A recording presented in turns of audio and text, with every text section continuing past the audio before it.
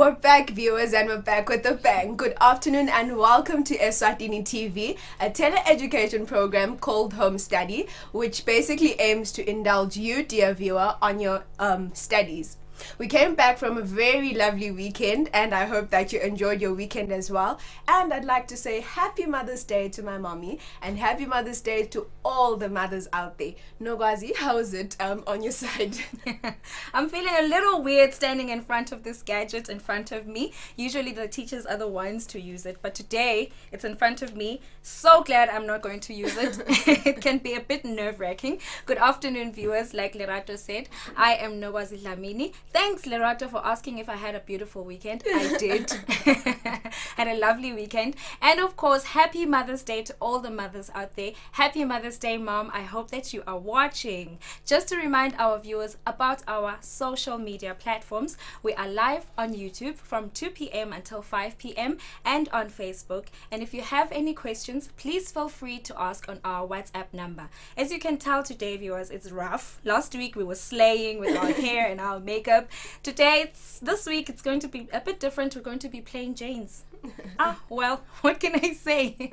Lerato, please remind our viewers about today's timetable on your side. Grade 7s, Form 3s and Form 5s. I hope you're ready for your lessons today. Firstly, we're going to have English language for the grade 7 learners from 2 p.m. to 2:30 p.m. and then we're going to have religious education for the Form 3 learners from 2:30 p.m. to 3:08 p.m. and then our third subject for today is science for the Form 3 learners from 3:08 p.m. to 3:45 p.m. The fourth subject, which is for the Form 5 learners, is mathematics from 3:45 p.m. to 4:25 p.m. and then the last subject is Siswati for the Form 5 learners again, which is from 4:25 p.m. to 5 p.m. So grade 7s, Form 3s and Form 5s, I hope you're ready for another jam-packed day. Yes, most definitely. Like Lerato has said, we have a very jam-packed show. We're going to take a little bit of a break. Lerato will be right back with you with the grade 7 English language teacher, Mr. Themba Dlamini. We'll be back just after this.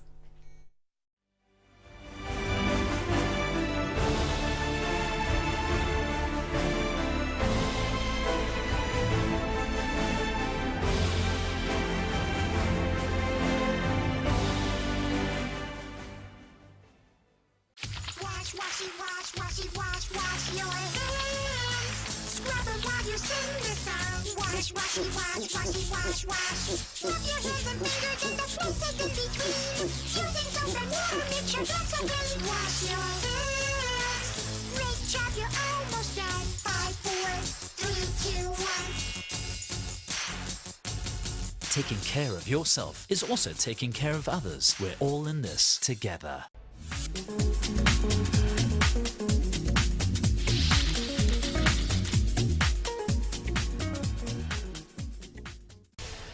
Hi viewers at home, my name is Professor Shabang. I am the presenter for your favorite health program, Better Health, Better Life.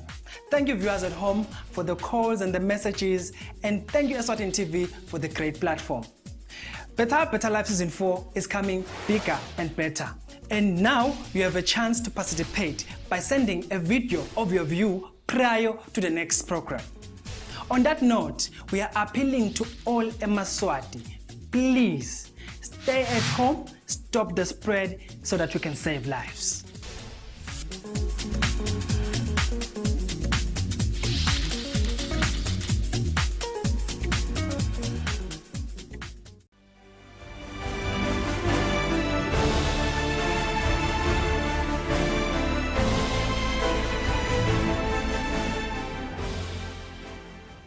Welcome back, viewer. If you've just tuned in, you're still watching Home Study, and I am your host, Lerato Mabilisa.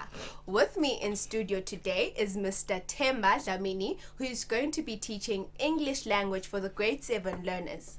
Also joining me in studio are our sign language interpreters, Fakudze and Nomfumdo. Good afternoon and welcome to the show, sir. Afternoon, Lerato. How are you? I'm all right. How was your weekend? My weekend was very, very fabulous. Okay. Yes, I enjoyed my weekend. Okay, that's Yes, really good. yeah. So, please can you tell us about today's lesson and what you'd like the viewer to have learned by the end of the lesson? All right. Now, let me take this opportunity to start by greeting my grade 7s at home. And today's lesson, we are going to be doing dialogue. Today's lesson is going to be very simple, Lerato, because we do dialogue all the time. Even now that I'm talking with you, this is a dialogue, okay? Even the children and their parents at home right now, they are talking about what I'm talking about here. They are making dialogue. So what we are going to be doing today, good people, is we are going to be looking at how exactly can one make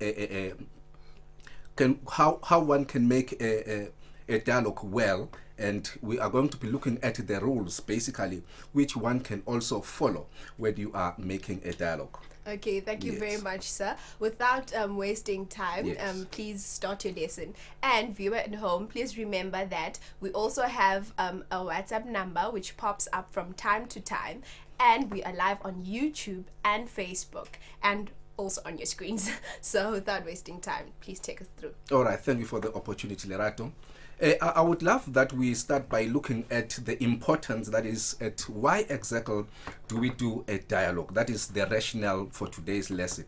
So number one is saying we are doing this lesson because we want to equip our learners with the ability that they are able to select and appropriately use language in both formal and informal situations. Secondly, we want to help our learners, that is, we want to help you at home follow the rules of writing a proper dialogue which has chronology, that is one, which has chronology, which has cohesion, that is consistency, and lastly, which has cohesiveness. Now, before we can get into the gist of the whole lesson, we need to look at the objectives. These are the things I want you to be able to do after we are done doing this lesson. So today, we want that once we are done with this lesson, you should be able to define the term dialogue, be in a position to define what a dialogue is. And also, you should be able that once we are done doing the lesson, you should be able to write your own dialogue. And then again, you should be able to use punctuation marks. They are very important.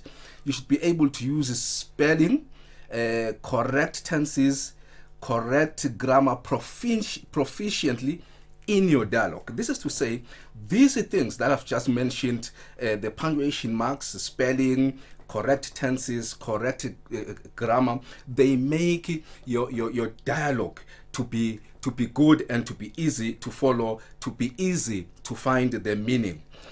And then we are going to need, as we do the lesson, we are going to need the following things. That is, we're going to read the grade 7 textbook. That is number one. Secondly, we are going to need a pen. These are the things we need to have back at home. And we are going to need a pencil. And of course, we are going to need an exercise book where you are going to do the exercise that I'm going to give you when we are done with the lesson.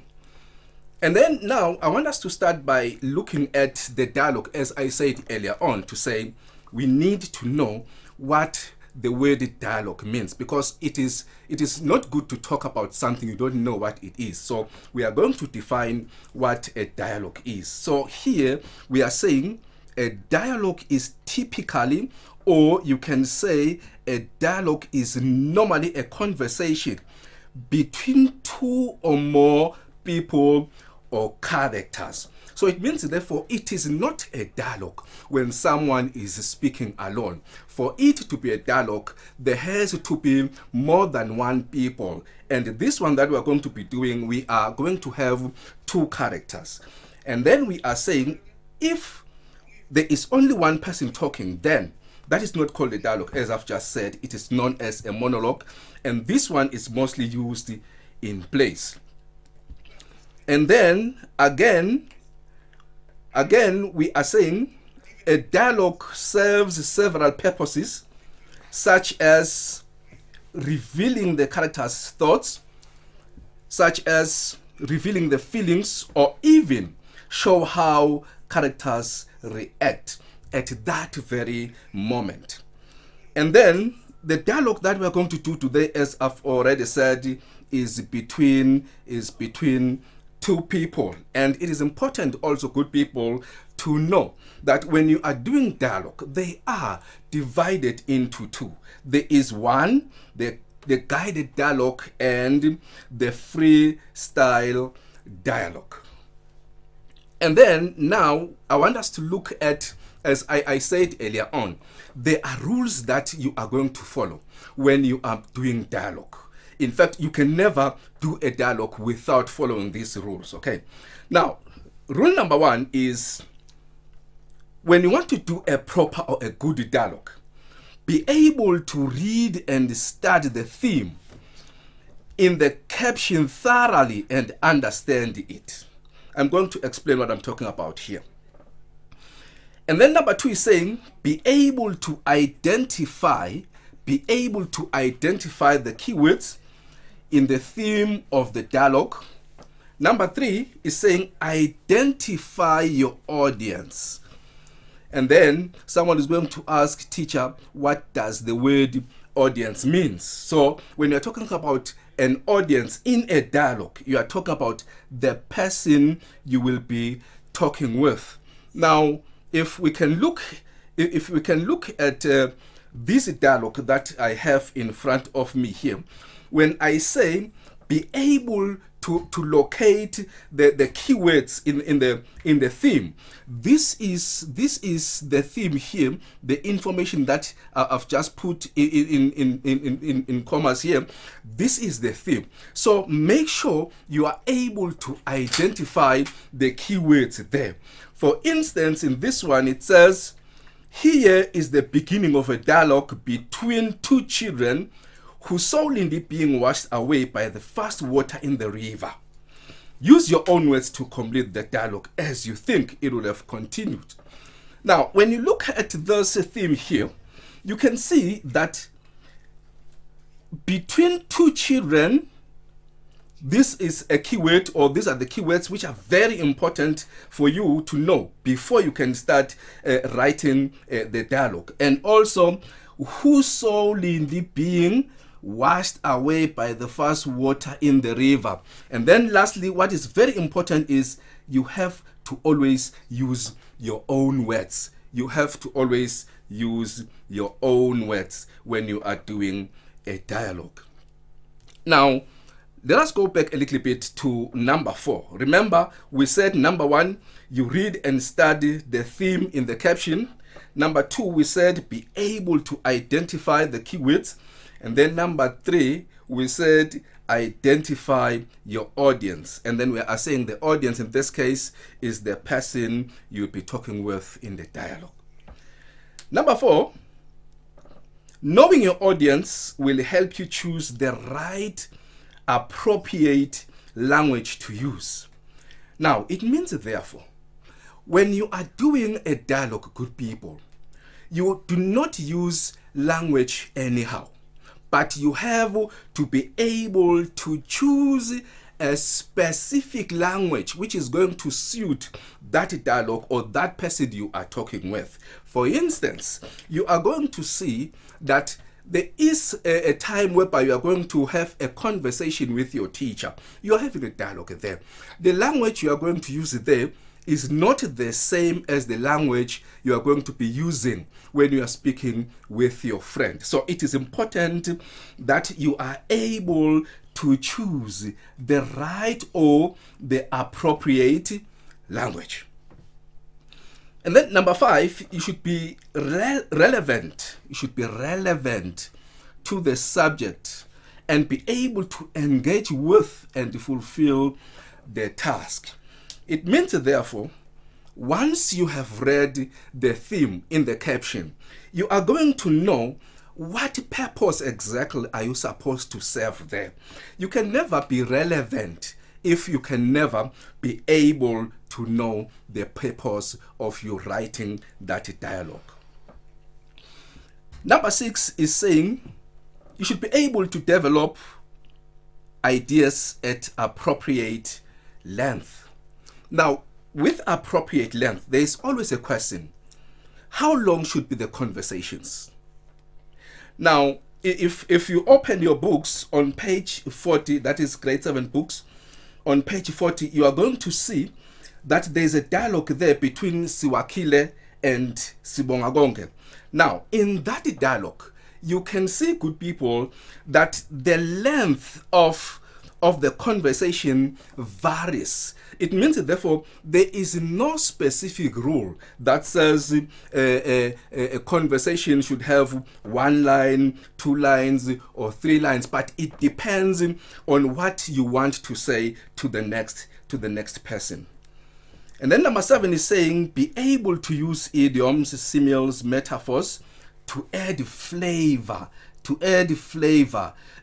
your dialogue. This is very important. Once you are able to use idioms, good people, once you are able to use similes and metaphors, definitely the person reading your dialogue is going to be interested more, because it adds more flavor to your dialogue. In most cases, you are going to find that people do not find idioms, similes, and metaphors anywhere. So it is important, good people, that you do this for me now. You just download these idioms, similes, and metaphors so that you are able to read them in your spare time, and you memorize them, you know them, so that when you write these dialogues, you are able to use them. And then number 8 is saying the use of informal language, such as hey, that is if you are greeting your friend, what's up, buddy, pal, just to mention a few, is allowed here. And then also contractions are also allowed here. For example, if you can use can't instead of cannot, haven't instead of have not, wouldn't, couldn't, and just to mention these few. But what is important for us to note about the use of this informal language and contraction is that they are only, in fact, you should only use them in dialogue. Never use them, more especially when we are writing other works such as compositions and letters. They are not allowed there. But in dialogue, because you are expressing yourself here, you are talking, you can use contractions, you can use informal language. They are allowed. And then number 9 is saying the dialogue should flow naturally. It must show cohesion and coherence. And then cohesion and coherence, we mean the connection between the speeches or the stems. So there must be connection between your speeches. It mustn't be difficult for me to see that you and your friend, maybe you and your mother, you are talking about the same subject. So try by all means that there is always cohesion, there is always coherence in your dialogue. And then be able to punctuate your work well, because punctuation is very important. Such as punctuation, such as full stops, be able to use them. Such as commas, be able to use them. Question marks, apostrophes, exclamation marks, colon, semicolons, just to mention a few. There are many. But you should be able to know how and when to use these punctuation marks. You know what? Once you use these punctuation marks wrongly, they distort the meaning of the whole dialogue. And then again, it is important that we use correct spelling. That is very important. Correct spelling, correct tenses, correct grammar, and use words rightly, as when these are used wrongly, they make reading and understanding your dialogue very difficult. So it means, therefore, try by all means to use correct spelling. Try by all means again to use correct tenses, correct grammar, because if all this have been used wrongly, they are going to complicate the meaning of the dialogue later on. And then use your own words when writing the dialogue. This is very important. Use your own words when you are writing the dialogue. Do not lift word for word from the passage. At least paraphrase to show that you have understood the passage. It is important, good people, that you use your own words, because this is your dialogue. It is not somebody's dialogue. So do not use words from a passage or from someone else to do the dialogue. Use your own words. And then use your background knowledge on the subject talked about to develop your dialogue. For instance, if you or let us say you have read a passage about the history of bicycles, and then now they are saying write a dialogue about what you know about bicycling based from the passage. You can use your own information or your own background knowledge, the knowledge you have about bicycles from way back at home. Do not concentrate more on the information from the passage, because you might feel like now you are tempted to pick word for word from the passage. So your background knowledge plays a vital role when you are doing dialogue. Now, number 15 is do not use your vernacular language, but always use English. Now, in this case, when we say do not use your vernacular language, we mean try by all means to stick to the English language. Now, people find it very difficult, to use English at times when they're doing dialogue, and then they end up writing the whole dialogue in Siswati. That is not right, because you are not going to get it right. But you should try by all means to use English language instead of vernacular language. Yes, of course, we promote that people should speak their mother tongue, Siswati in this case, but just for English language, the dialogue, let us try, good people, to use English all the time. And then use of strong language is prohibited, or it is not allowed. So when you are doing dialogue, try by all means to abstain from using strong language. Now, strong language makes, or it can offend the people who are going to be reading your dialogue. So try by all means, good people, that you stay away from using strong language. Always be polite to the other person you are talking with.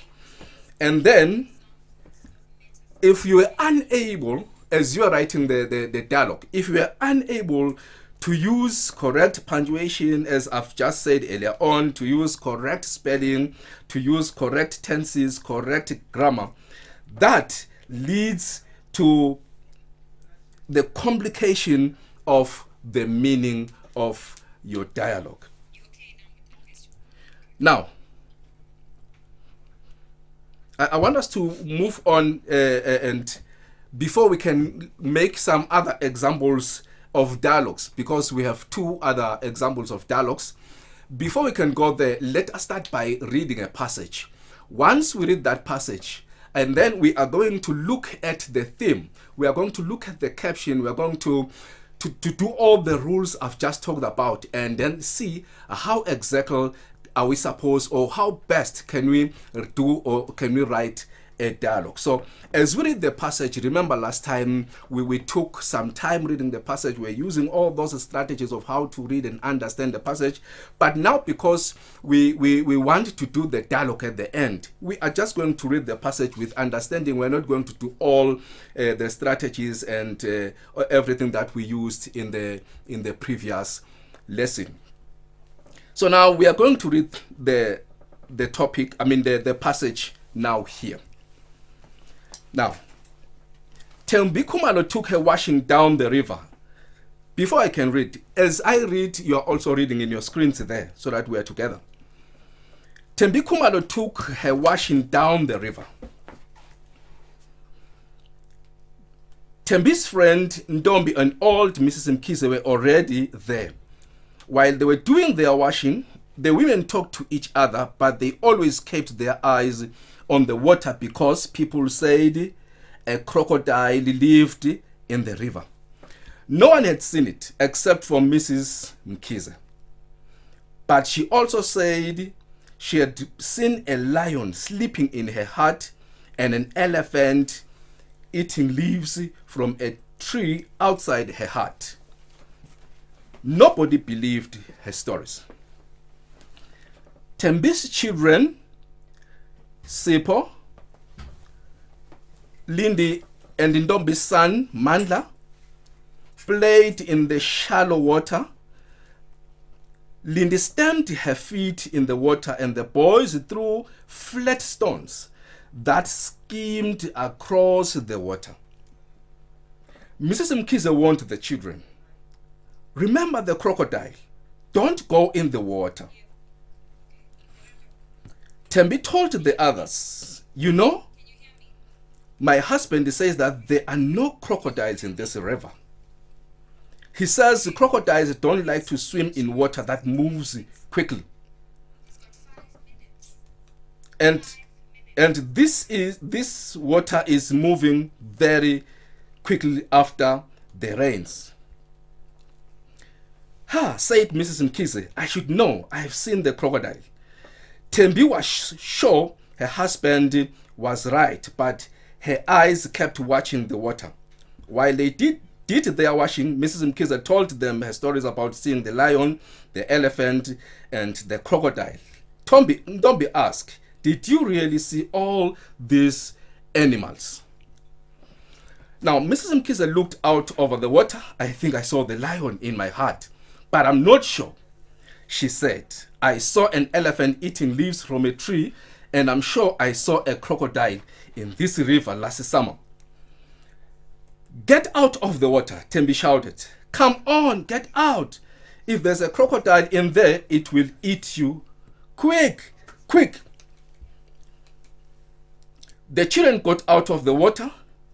Lindy chased a butterfly with blue and red wings. The boys followed her. "Hey, let's climb this tree, Sipho," said Sipho. "Good idea," said Mandla. "Let's see how high we can climb." "I'm not very good at climbing trees," said Lindy. "I'm scared I will fall." "We won't let you fall," said Mandla. "Come on, don't be a baby." Sipho had to give Lindy a push to get onto her first branch. The children climbed higher and higher. Lindy struggled to keep up with them. Her legs were shorter than theirs. "Help!" cried Lindy. She was too far away. She couldn't reach Mandla's arms. Mrs. Mkhize pointed at the water and screamed, "Crocodile!" Themba ran further down the bank, dragging a wet sheet with her. She threw the sheet into the water, and Lindy shouted, "Catch the sheet, I will pull you out." And then, "Help!" cried Lindy. She couldn't reach the sheet. She was too far away. Mrs. Mkhize pointed out at the water and screamed, "Crocodile!" The river carried Lindy, and if you continue reading the whole passage, you are going to see that at the end, Lindy was able to be recovered by Mandla. Now, if you look at the first example after we have done everything, make sure that as you do a dialogue, you read from the caption, as I said earlier on, you look for keywords, and make sure you also look for who your audience is in this case, and you use your own words. You follow all the rules that you are supposed to follow when you are doing a dialogue. Now let us go back to Lorato. Just take some few minutes. So unfortunately, we've run out of time, but I'm sure that the grade 7s enjoyed the lesson. It was an interesting lesson indeed, and I hope that you grade 7s at home were participating. And sir, I hope that you also enjoyed teaching your grade 7s. Yes, I did enjoy teaching my grade 7s, and I hope next time when you come back, we are going to continue from where we left today. Okay, Thank you very much. Without wasting any time, Nogwazi Dlamini is going to come and present the next lesson. So let's take a quick commercial break, and Nogwazi will be back.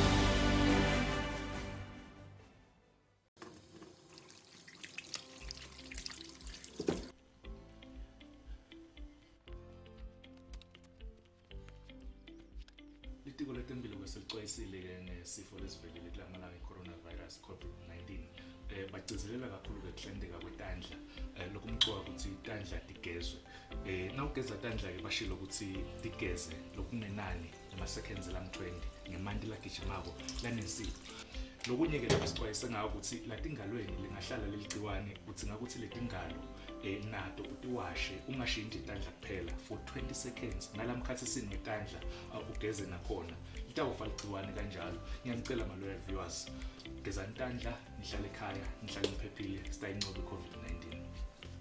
Now, from the moment it was announced that there will be no sporting activities due to the ongoing COVID-19, we all felt that. But imagine how much work you can do in your house just using your chair. It could be anything you have in your house. Take a look at this. From my own chair, I'm able to exercise 30 minutes per day, from biceps to triceps to my abs. But what are you waiting for? It is doable, it is possible. I'm able to do all the work. No matter how much time it will take me, I will stay active. Now, if you're a soccer player, an athlete, a gym instructor, anyone who loves exercising, use this time. It is doable in the house, in your own time. Stay safe. Together, we'll win this war.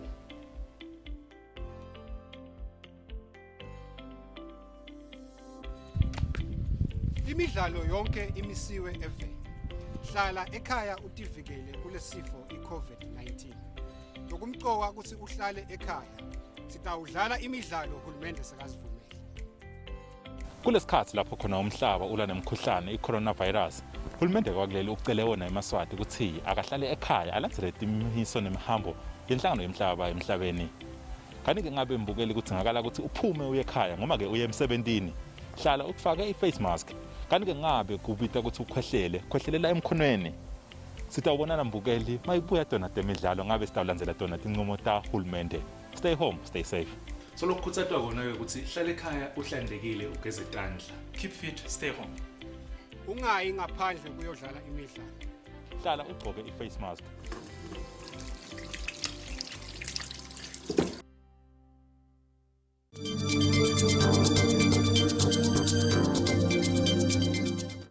When we talk of screening, basically, this is a preventative measure of finding out if there's any problem that may present as a result. So when you screen, you're trying to find out whether it exists or not, the problem. So in our case, the idea of screening is to ensure that everyone does not present with high temperature.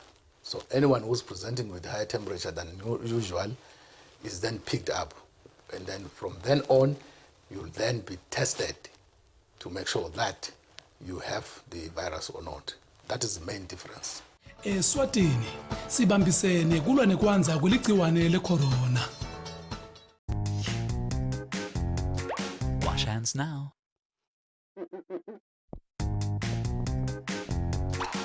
Wash hands now. Wash hands now. Wash hands now. Hand washing is one of the best ways to keep from getting sick and staying healthy all the year long. Fame, unfiltered. A talk show that will reveal the emotional hustle behind the fame. I was bullied.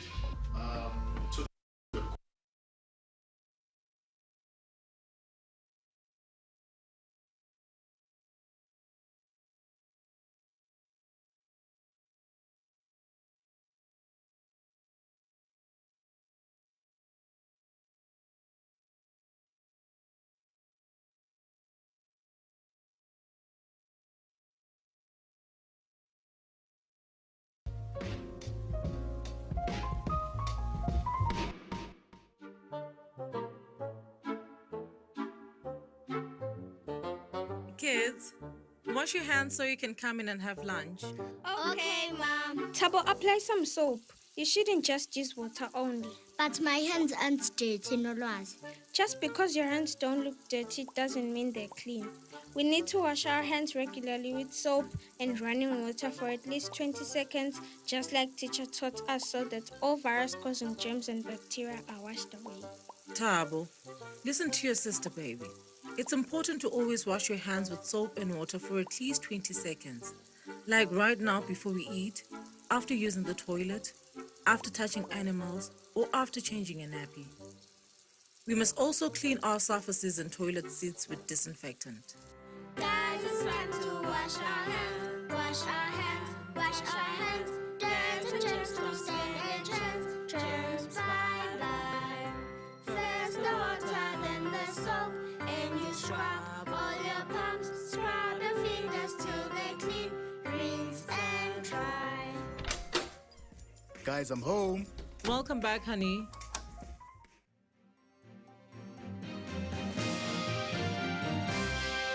This is your 1 p.m. news update brought to you by Victor Silombo. In the news today, we'll speak a little bit more about COVID-19, a disease that's infectious and causing problems all over the world. COVID-19 is an infectious disease caused by the coronavirus. The disease can spread from person to person through small droplets from the nose or mouth, which are spread when a person with COVID-19 coughs or exhales. These droplets land on objects and surfaces around the person, and other people then catch COVID-19 by touching these objects and surfaces, then touching their eyes, nose, or mouth. Here's a few simple precautions that you can follow to reduce your chances of being infected or spreading COVID-19. Regularly and thoroughly clean your hands with an alcohol-based hand rub or wash them with soap and water. Cover your mouth and nose with your flexed elbow or use a tissue when you cough or sneeze. Then dispose of that used tissue immediately in a dustbin. Avoid touching your eyes, nose, and mouth. Maintain a social distance of at least 1 meter between yourself and everyone else. Drink copious amounts of water to make sure your body is hydrated. And remember, if you develop a fever, a cough, or have difficulty breathing, call 977. Stay safe, stay home. Kids, I hope you are listening carefully. It's very important that we take these precautions very seriously, so we all avoid catching or spreading COVID-19. So, we must stay home for our safety. Okay? Yes, Dad.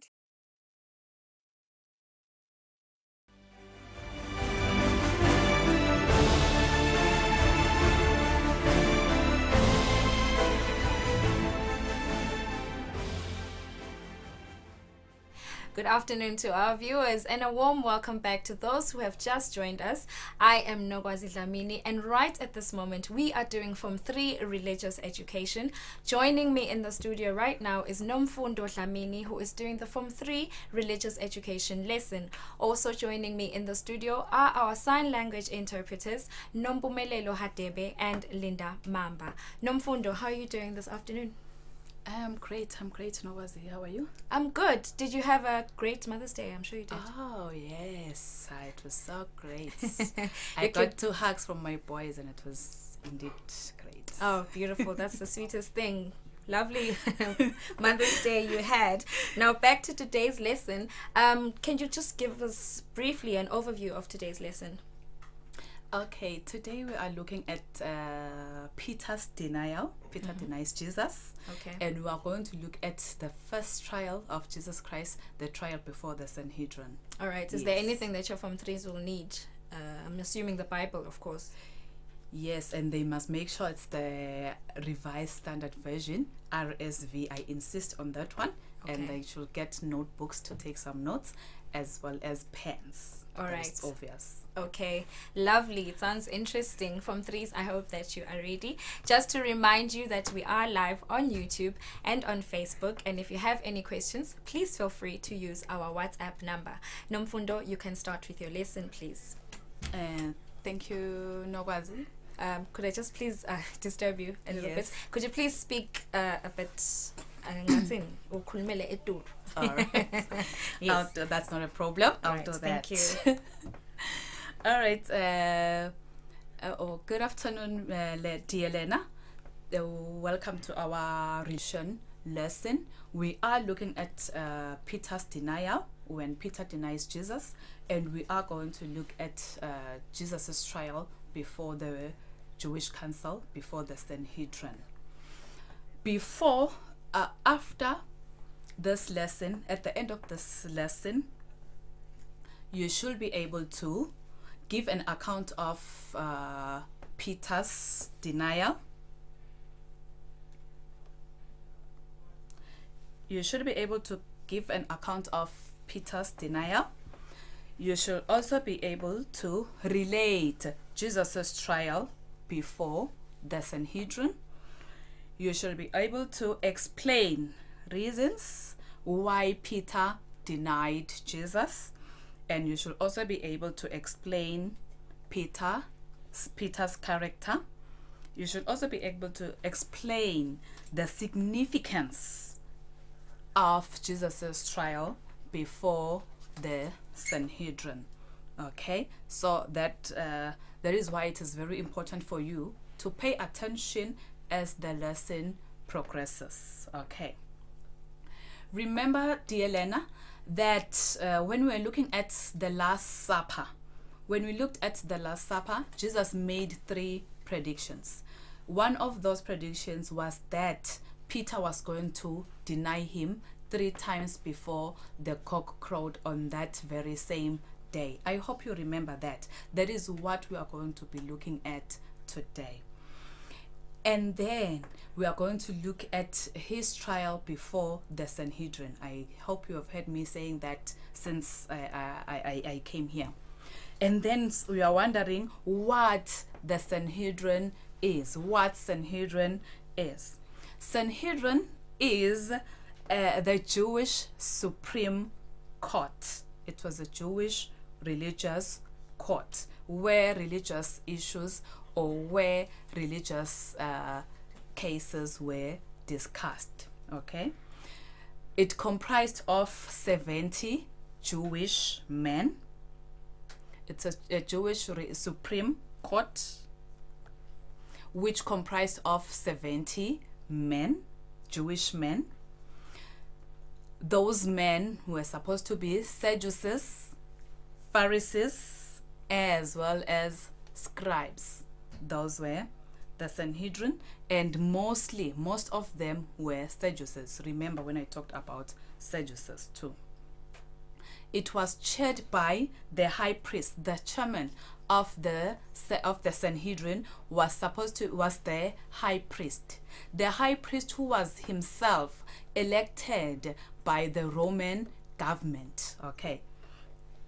It was chaired by the high priest. It dealt with religious cases. Since it was a Jewish court, it dealt with Jewish religious cases. So if you have broken a Jewish religious law, then your case will be discussed by the Sanhedrin, before the Sanhedrin. As much as they were a court, but they could not pass a death sentence. Okay? Yeah. So since now you know what Sanhedrin is, can we move on to look at Peter's denial? This story is found from the book of Luke, chapter 22, verse 54 to 62. Okay, I'll just give you the key elements and you're going to read the story at home. After his arrest, remember, we learned that Jesus was led to the high priest's house. And as they were leading Jesus to the high priest's house, Peter followed at a distance. He followed at a distance and he sat among those who were warming themselves in fire in the middle of the courtyard. So he sat at the middle of the courtyard, not alone, among those who were warming themselves in the fire. As they were seated, a maid came to say, "You are one of of them. But Peter denied. He said, "Hey, woman, I don't really know what you are talking about." After the maid, 2 other people came and recognized Jesus as and recognized Peter. They recognized Peter as one of Jesus's disciples. So after the maid, it was 2 other people who identified him as one of Jesus's disciples. Again, Peter denied even from those 2 people. That tells us that Peter denied Jesus Christ 3 times as Jesus had predicted. So he denied Jesus 3 times and the cock crowed as it was predicted. Jesus among Jesus with the soldiers turned to look at Peter, and Peter remembered what Jesus had said, and he felt so bitter. We are told that he wept bitterly. He wept bitterly, remembering what Jesus had said. He remembered that Jesus had said that he will deny him 3 times before the cock crowed. So that is what was the painful part in Peter's story. This is an illustration of the story that I am talking about. If you look at this picture, here is Peter amongst those who were warming themselves in the fire, and here are the soldiers with Jesus Christ who looked at Peter. This here is my Peter, and he is with these people who were warming themselves up in the fire. Okay, it was something like this. Why would Peter deny Jesus? Whereas we know that Peter was one of Jesus's trusted disciples. Why did he deny Jesus Christ? Was it maybe Peter had stopped loving Jesus? Let us look at that. Reasons why Peter denied Jesus. It was out of weakness. Peter was an ordinary human being. He was not like Jesus Christ. So as a human being, he also had weaknesses. He was afraid. He was afraid of being arrested or killed. Here is Peter. He saw Jesus, a mighty man, a man he knew as mighty, being arrested on his way to the cross to be crucified. So he was afraid of being killed himself. Secondly, he was overcome by Satan. Remember,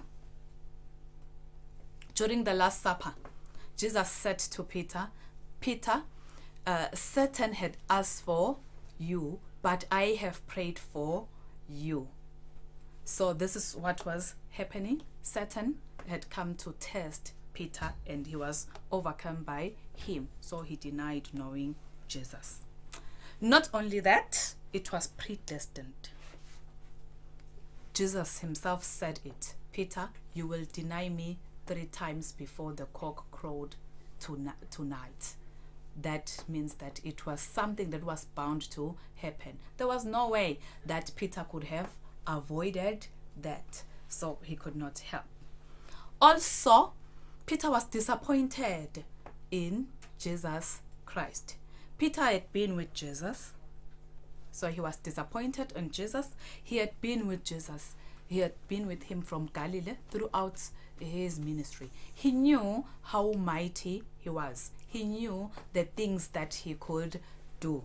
So Jesus Christ letting these people mock and beat him and doing nothing about it disappointed Peter a bit.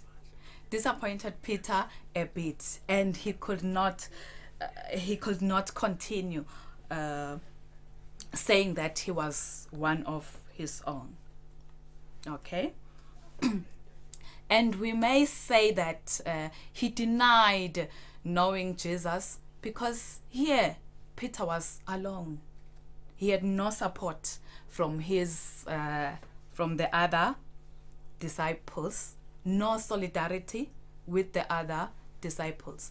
Immediately, Jesus is arrested and led to the high priest's house. We don't hear of any of the other apostles. We don't even know where they are. They had just vanished. They had disappeared. But Peter was the only one who remained to be with Jesus. So having lacking the support that he needed at this time might have been one of the reasons why he decided to deny Jesus. Let's continue then, dear Lena, and look at what is revealed by Peter's character in the story. It is important to look at his character that is revealed in the denial. At first, we see Peter as a courageous man. He showed some courage by following Jesus Christ. So he followed, even though he followed at a distance, but at least he had the courage to follow when the others were not there at all.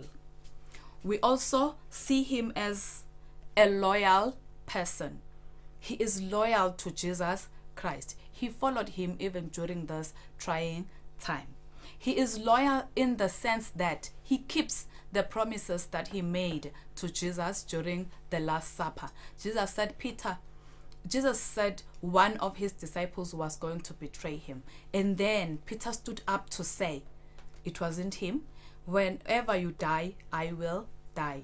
Whenever you suffer, I will suffer with you. So that shows that he was loyal because he kept that promise. But we can also say that he was somehow a coward. Why would we say that when he had showed so much courage? He denied Jesus. Not even once, but he denied him 3 times. That's a sign of cowardice.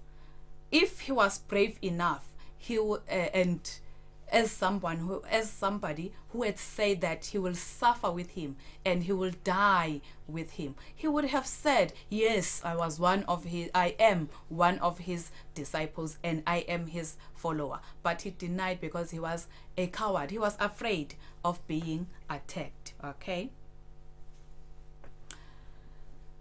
there's a lot that we learn from this incident, from Peter's denial. Let's look at the lessons that we learn from Peter's denial. We learn that, like Peter, we have to be remorseful and repent when we have sinned.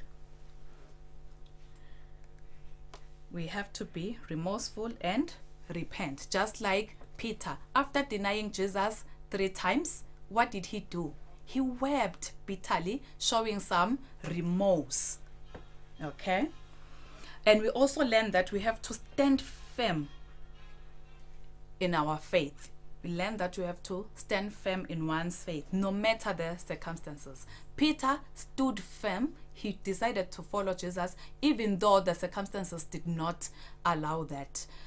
He could have been scared of being beaten like Jesus Christ, but he followed. So we learn that no matter the circumstances, but we have to stand firm in our case. Even after he had denied Jesus, he wept bitterly, showing that it was so painful to him that he had done that, wishing he could have, he could have been firm enough to say, yes, I know this man, I am with him. So we learn that, so that for us not to weep bitterly like Peter, we have to stand firm in our faith. And also we learn to depend on God for strength. After praying in the Mount of Olives, Jesus said to his disciples, found his disciples asleep. He woke them up to pray so that they may not fall into temptation. If Peter had not slept that night and prayed instead, then he could have had the strength during this hour. So we learn that we must depend on God for strength. Okay. And lastly, we learn that we must keep promises.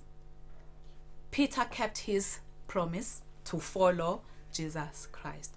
So like Peter, we learn that we have to keep our promises. Okay. Yes, Nogwazi. I'm thinking actually if you would like to have a break, maybe a water break. I'm thirsty. I'm hoping that you are as well. Yes, I need that water break as well. All you right. know, with the coronavirus, we take water instantly. Regularly. Yes, regularly. Thank you. All right. Viewers, can we take a bit of a water break and we'll be right back after this.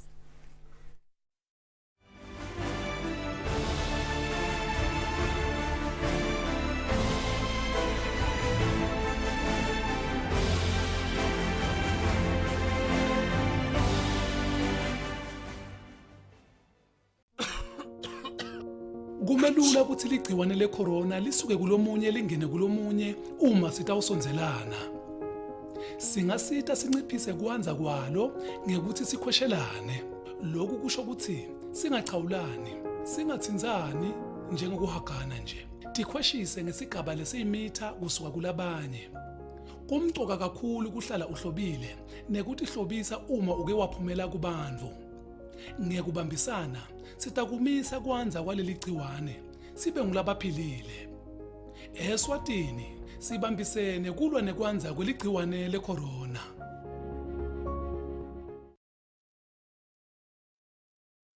COVID-19 is an infectious disease caused by a new coronavirus introduced to humans for the first time. It is spread from person to person, mainly through the droplets produced when an infected person speaks, coughs, or sneezes. These droplets can land in the mouths or noses of people who are nearby. These droplets are too heavy to travel far in the air. They only travel approximately 1 meter and quickly settle on surfaces. This is the reason person-to-person spread is happening mainly between close contacts. The exact time that the virus can survive on surfaces is not yet known.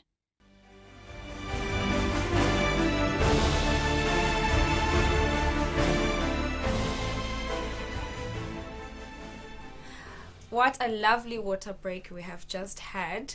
We have life now because we just had a bit of a water break.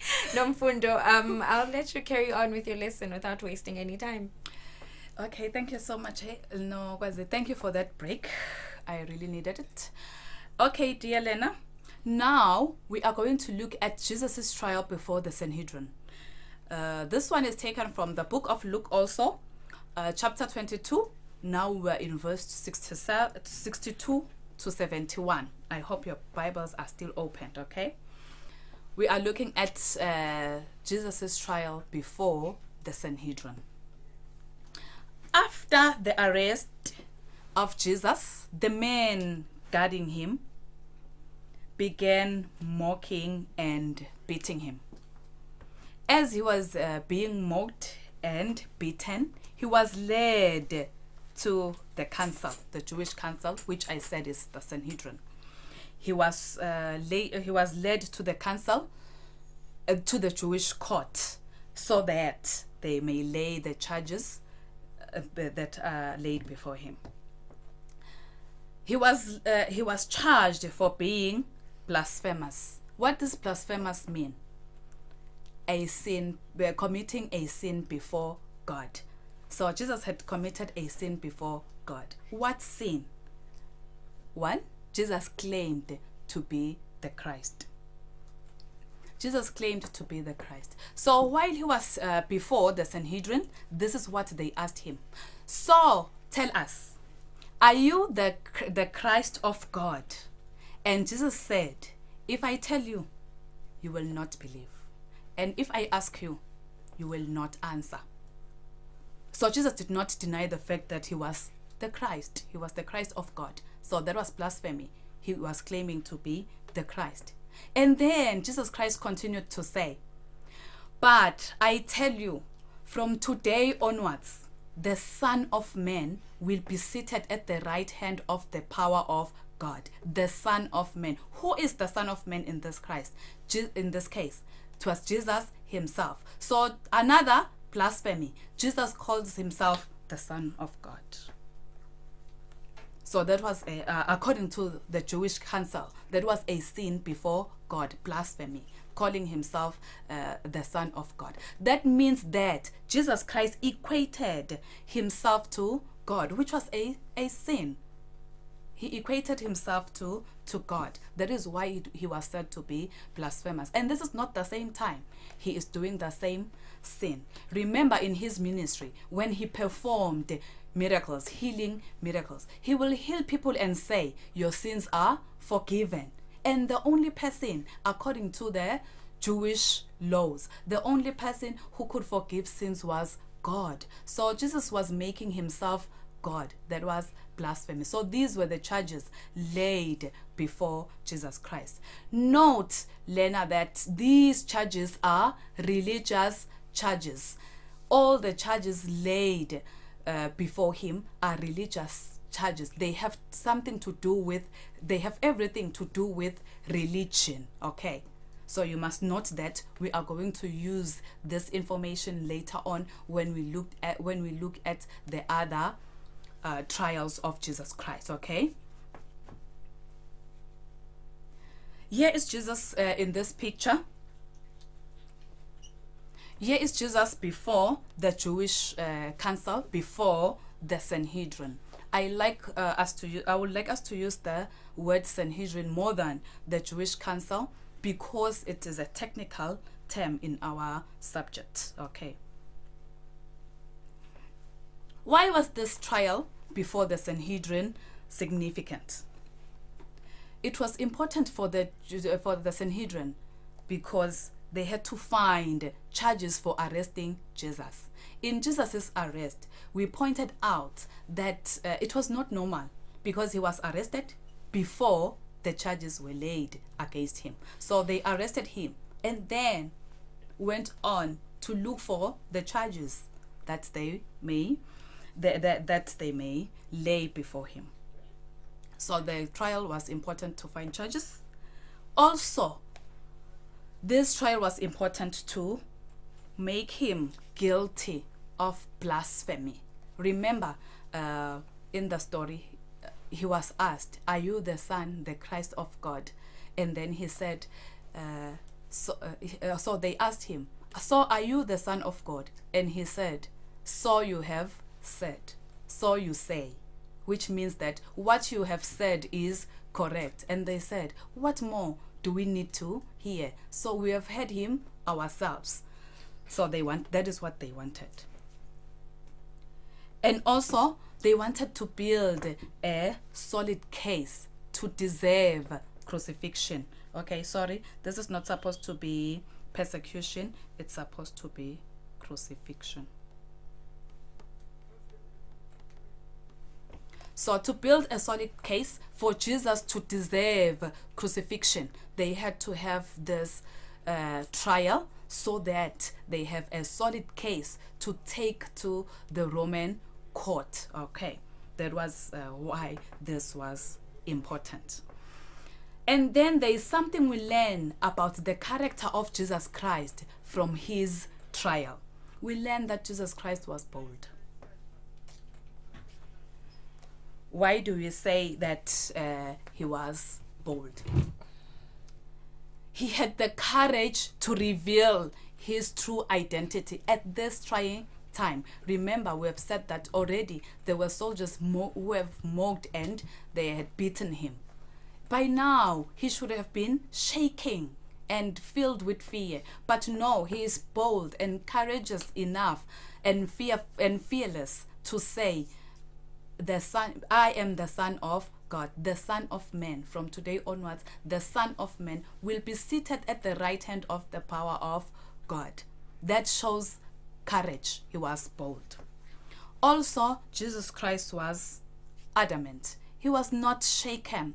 He was immovable by the state in which he was in, by the situation surrounding him. So he was bold enough to say, if you say I am the Christ of God, then you are telling the truth. So that tells us that he was not shaken. He was adamant. Okay, that is what we learn about Jesus's character. Having said all this, I would like us to look at this small piece of work that I have for you. It's an evaluation question that I would love you to do at home. Do you think Jesus, sorry, there's supposed to be Jesus here. Do you think Jesus had to forgive Peter for denying him? Give reasons for your answer and show that you have thought about different points of view. Do you think Jesus had to forgive Peter for denying him? Give reasons for your answer and show that you have thought about different points of view. Remember, I have said in previous lessons that if you are given an evaluation question, then this question, you must consider that this question is in 3 steps. The first one is you take a stand. Do you think? Yes, I think. No, I don't think. Then you give reasons for the stand that you have taken. Yes, I think it was, I think Jesus had to forgive Peter because he knew that it was out of human weakness that Peter denied him, not that he did not love him. However, now you are giving a different point of view. However, other people may say, or other people may think, Jesus did not have to forgive Peter because he betrayed him. He was with him all the time, but in his hour of suffering, he denied him. That is an example of a response that you can give for this question. Okay. That takes us then to the end of today's lesson.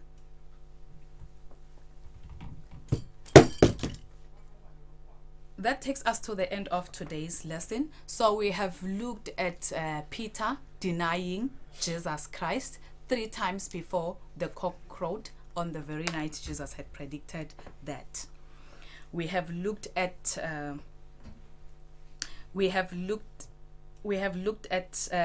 Jesus's trial before the Sanhedrin. Ignore this. And then we have also looked at the character of Jesus Christ. I hope you were listening attentively to the lesson. Thank you very much, Nomfumdo, and you are right. We hope the Form 3s were listening attentively to that lesson, and we're hoping that we'll see you again for another religious education lesson. Definitely. Thank you. All right, viewers, up next is my colleague Lerato Mabilisa with the Science Form 3 teacher Lindiwe Fakudze. Form 3s, do not go anywhere far. You can just go to the kitchen, grab yourself a snack. We'll be right back after this.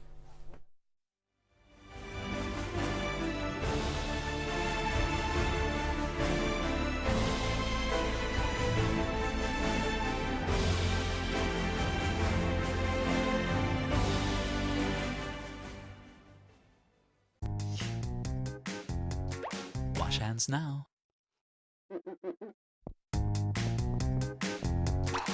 Wash hands now. Wash hands now. Wash hands now. Hand washing is one of the best ways to keep from getting sick and staying healthy all year long. COVID-19, yes, the coronavirus. It is now our daily talk. It is now our everyday breaking news. I think it's high time we all come together and make sure we bring an end to this. Cause we can't sit down while it's still taking over. Let's all follow all the precautions given by the health department so that we can protect ourselves and also protect others. I just wash my hands before I touch. I just close my mouth before I cough. And I just close my mouth before I sneeze. And I don't go to parties, that's a risk, yeah. I see. I wash my hands before I touch. I see. I close my mouth before I cough. I see. I close my mouth before I sneeze. I see. I don't go to parties, that's a risk. I see. People going through a lot. I see. Coronavirus is a threat. I see. I don't go to parties, that's a risk. I see. I close my mouth before I cough. In case you're wondering, just wash your hands in case you handle things, and then keep an eye if you sneeze or cough, gotta keep it covered. I mean, who am I? Just a person living, wanna see you living, cause I value life. Eswatini, raise up, we gon' fight and conquer, cause we really got this. I see. I wash my hands before I touch. I see. I close my mouth before I cough. I see. I close my mouth before I sneeze. I see. I don't go to parties, that's a risk. Believe that some of the people you know can never be trusted at all. You gotta be cautious. Wash your hands more often, can trust everything that we touch. And when you sneeze, you gotta make sure you cover your mouth, but not with your hands, cause you do not know who you gonna touch or what you have touched before all of that. Avoid meeting up with too many people for your own good and everyone else. You gotta make sure you keep it all clean. Watch how you maneuver, look after yourself. A hand sanitizer won't kill you. Make sure that you use running water. Just think of our brothers and sisters in the country and the ones that are outside the borders. Yeah. I see. I wash my hands before I touch. I see. I close my mouth before I cough. I see. I close my mouth before I sneeze. I see. I don't go to parties, that's a risk. Let's all come together and all say, not today, coronavirus.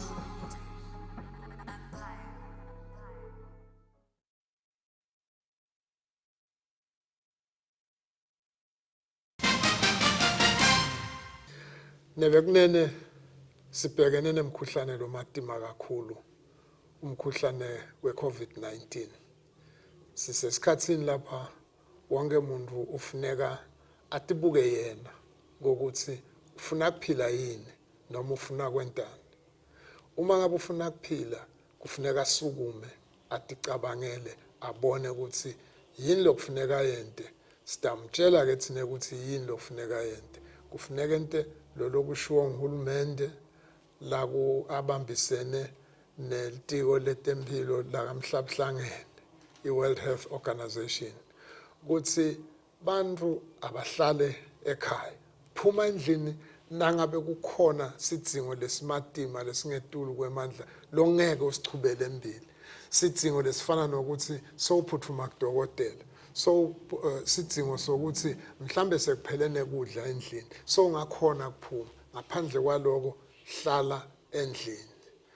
Kwesibili sithi eMaswati akasite asebente indzaba yokuthi njalo nawuvuka ugeze izandla uchubeke nawusasebenza ugeze izandla ngesipho nemanti lahambako. Lokhu basitshela ukuthi kutawusita lempilo yokuthi legciwane lingakhoni ukuthuthuka liye embili ngoba lihanjiswa ngumuntu alindize emoyeni lihanjiswa ngumuntu. Lokunye ngilokuhlala bucamama kunalomunye umuntu ube bucala nje ungahlali edudane nalomunye ngoba bathi liyathathelwana ngaleyo ndlela. Kufana nalabo laba banathe ebhodleleni linye mhlambe ngabe ninatha leso sinatho senu lesitawugcina sinijabulisa kanti sinibhekise kunibulaleni akume lokho bekunene ngoba lokho kutazivetela tingoti. Lokunye lesikushoko ngwekuthi ungayi lapha kunesicumbi khona ngoba ngilapha eticunjini lapha abantu batawuthola kona lo mkhuhlane bathelele labanye. Uhulumende ke solo wasebenta kuvikela sive nyalo sowufake indzaba yokuthi kube netimfonyo lesetifakwa kona uphuma endlini nangabe sikhona isidingo sokuthi usuke ekhaya kakho uye noma nguphi faka leso simfonyo kepha ungaseboleki lomunye umuntu noma ngabe umthanza kanganani noma ngabe usihlobo lesinjani na ungaboleki umuntu lomunye sifonyo lo sifakile wena ngoba awati ukuthi unani kungenteka bese uyamthelela noma ngabe bowati kepha nje akufanele kweboleka netimfonyo. Eswatini sibambisene kulwa nekwanza kuligciwane lecorona. Kumelula ukuthi ligciwane lecorona lisuke kulomunye lingene kulomunye uma sitawusonzelana. Singasita sinciphise kwanza kwalo ngekuthi sikhweshelane. Lokhu kusho ukuthi singachawulani, singathinzani njengokuhagana nje. Tikhweshise ngesigaba lesiyimitha kusuka kulabanye. Kumcoka kakhulu kuhlala uhlobile nekuthi hlobisa uma uke waphumela kubantu. Ngekubambisana sitakumisa kwanza kwaleli gciwane sibe ngulabaphilile. Eswatini sibambisene kulwa nekwanza kweligciwane lecorona. Wash hands now.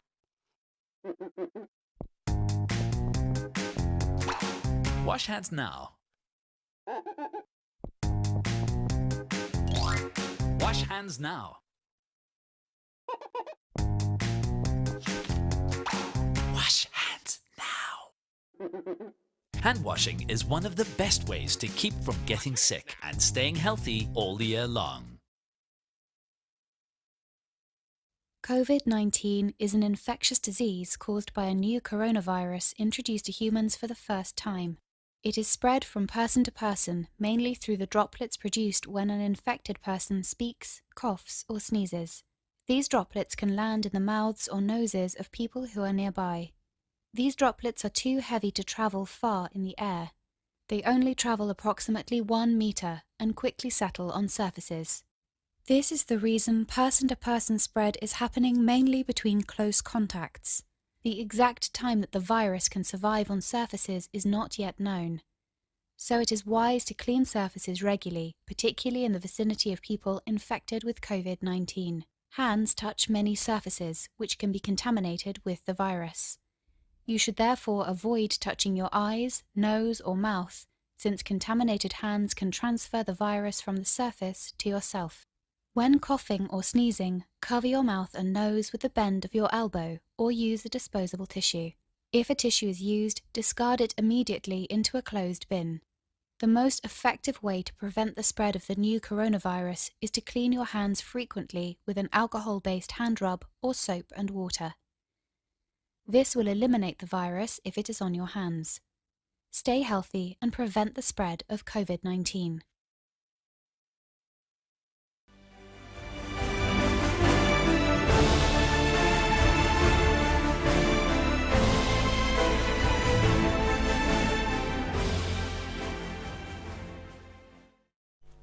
Welcome back, viewer. We are on our third subject for today and we are learning science with Miss Lindiwe Fakudze. The topic for today from 3s is metals. Good afternoon and welcome to the show, ma'am. Good afternoon, Loretta. How are you doing? I'm good. How are you? I'm good. So how was Mother's Day for you? It was awesome. Even though there was this lockdown, but they tried. Okay, thank you very much, ma'am. So please tell us what you'd like your viewer to have learned by the end of the lesson. Okay. Today, since we're going to be talking about metals, these metals, we interact with them in our everyday life because most are used in the manufacture of tools, in construction. Some are used in the manufacture of coins because they are hard and difficult to wear. Some are used in the manufacture of thermometers and electrical cables. Okay, thank you very much, ma'am. It seems like it's going to be an interesting lesson. From 3s, I hope you are ready with all the necessary materials. Ma'am, without wasting time, please take us through. Thank you. Our objectives, dear learner. At the end of the lesson, learners are expected to be able to describe general properties of metals, to investigate and place in order of reactivity some metals, to name metals that occur in pure states, to describe the extraction of iron, to describe the formation of mild steel, stainless steel, and brass. Also describe their uses and the uses of some metals. Those are today's objectives. Now, dear learners, we need to look at the physical properties of metals. So before we look at the physical properties of metals, there is a short video that we need to see. The video is showing some of the physical properties. As you can see in the diagram, the physical property, it is that metals are good conductors of electricity and heat. The one is showing good conductors of electricity. Metals are sonorous. As you heard, dear learner, at home, that there was that ringing sound which was produced. That is a property of metals. Metals are sonorous. They produce a ringing sound when a hard object strikes them, even the bells that we use at school. Metals, dear learners, are also malleable. As you can see in the clip, the video clip, we see that being hammered into sheet and the metal is not breaking. That property, it is what we call the malleability of metals. Metals, dear learner, are also ductile. As you can see in our clip, they can be used to make or drawn into wires. Now, dear learner, let us describe these properties as you've seen them in the video. You've seen that they are malleable. You've seen that they are ductile, which means that they can be drawn out to make wires. They are lustrous, which means that they are shiny when polished. They are sonorous, as you saw that cooking pan, it was making a ringing noise as it was striking onto that hard surface. You also saw, dear learners, that metals are good conductors of heat. They're good conductors of heat and are also good conductors of electricity. Now, as we've seen that physical properties, dear learner at home, now let us look at how these metals react, which brings us to the reactivity of metals. Metals, dear learners, they react with substances differently. We can put these metals in order of their reactivity by investigating how well they react with dilute hydrochloric acid and with sulfuric acid. And it is important, dear learner, to recall, as we discussed that in our previous lesson, that when a metal reacts with an acid, there is a salt which is being formed and there is also hydrogen which is being produced. For an example, we're having this metal which is magnesium. It is reacting with hydrochloric acid, and what is being formed, it is magnesium chloride plus hydrogen.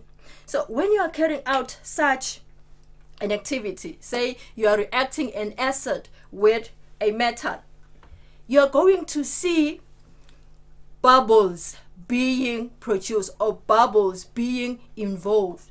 Those bubbles, they show gases being a gas, which is hydrogen, being produced. In the clip, the video clip that you are looking at, dear learner, now we're having these metals: calcium, zinc, copper, magnesium, and iron.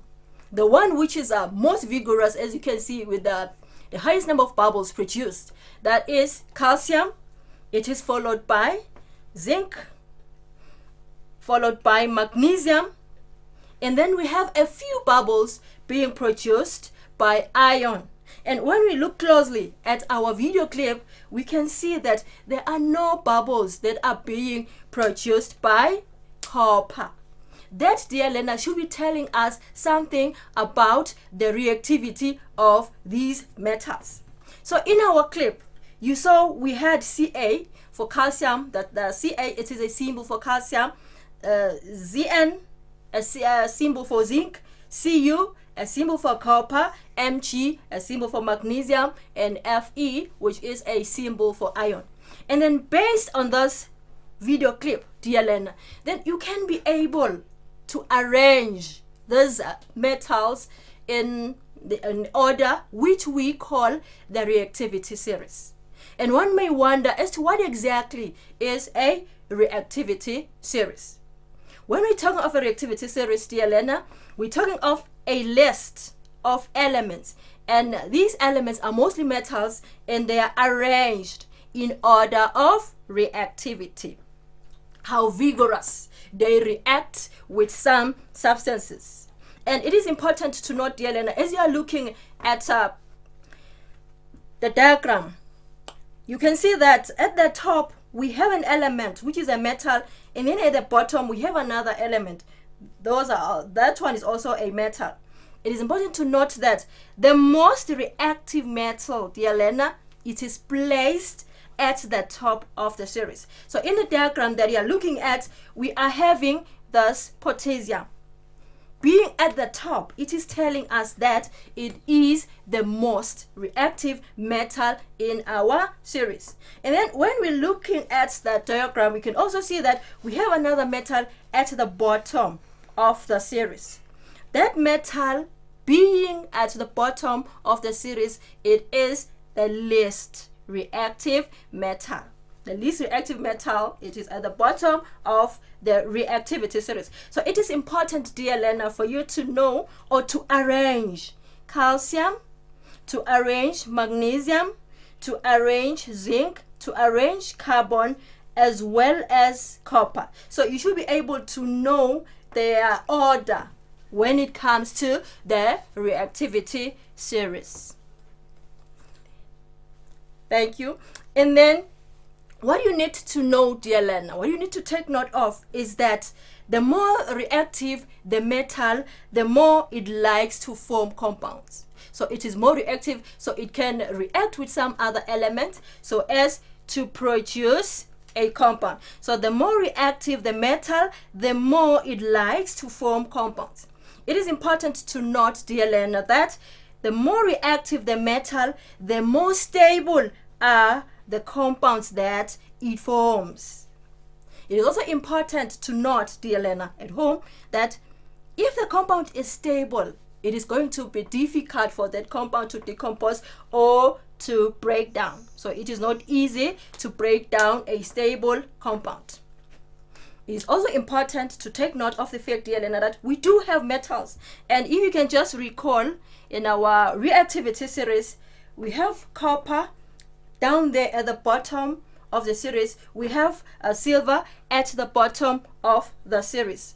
Those metals are unreactive, and because they are unreactive, those metals are found uncombined. There is copper, there is silver, there is gold. They are found uncombined in the S class because they are unreactive. Hence we say such are native elements. Now, dear learner, based on what we've just discussed, can we look at a question? There is this question. It says that O2 reacts the metals. These three metals, we have zinc, calcium, and copper with dilute hydrochloric acid as shown in the diagram. So we see an acid being reacted with these metals that I've just mentioned. And then based on that, dear learner, now these questions.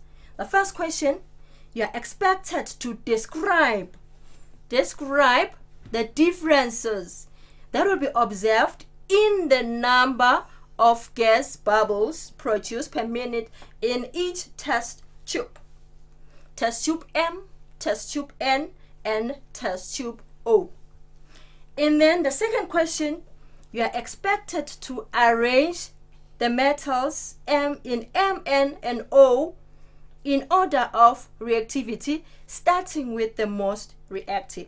So to be able to answer this question, dear learner, you need to recall the reactivity series and also to recall what we showed in that video clip. And then in the last question, you are expected to write a word equation for a reaction between zinc and hydrochloric acid. Now, let us look at our answers. We saw that in a test tube M, we had zinc being reacted with the hydrochloric acid. Test tube N, we had calcium being reacted with hydrochloric acid, and then test tube O, we had the copper being reacted with hydrochloric acid. So when we're trying to answer this question, For M, few bubbles are expected to be observed there. For N, the M, it is the one with zinc.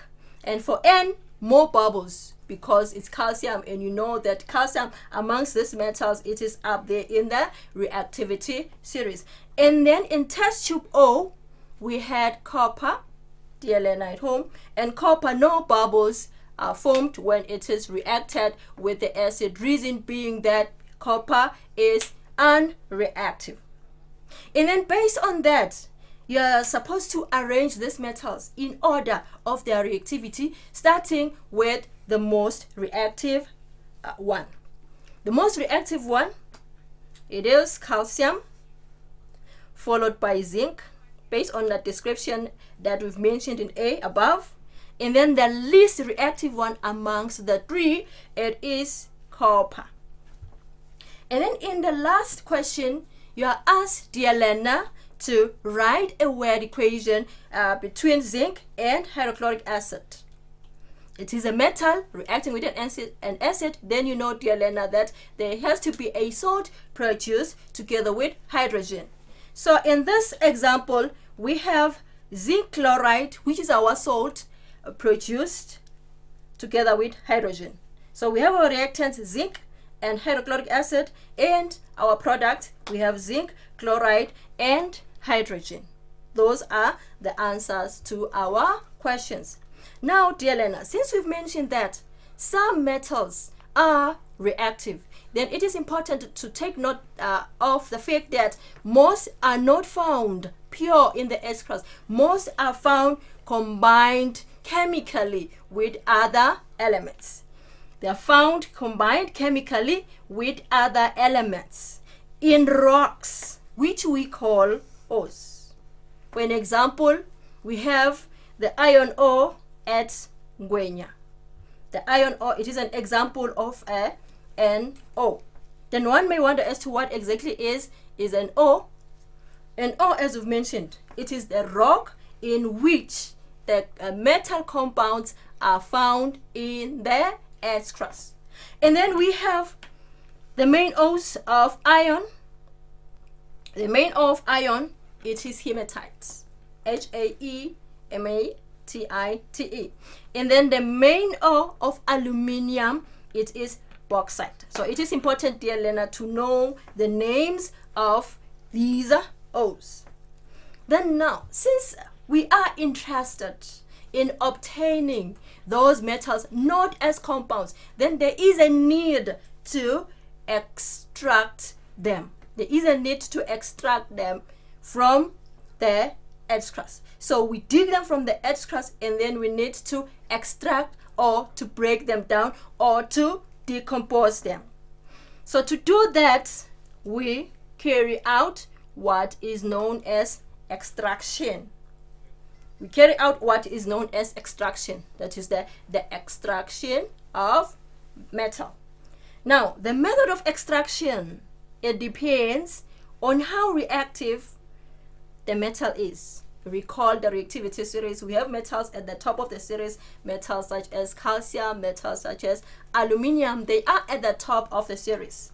So there is a method which is used to extract them. So it is important to note that the more reactive the metal, the more difficult its compound are to be extracted. Meaning that it will be difficult to decompose such compounds.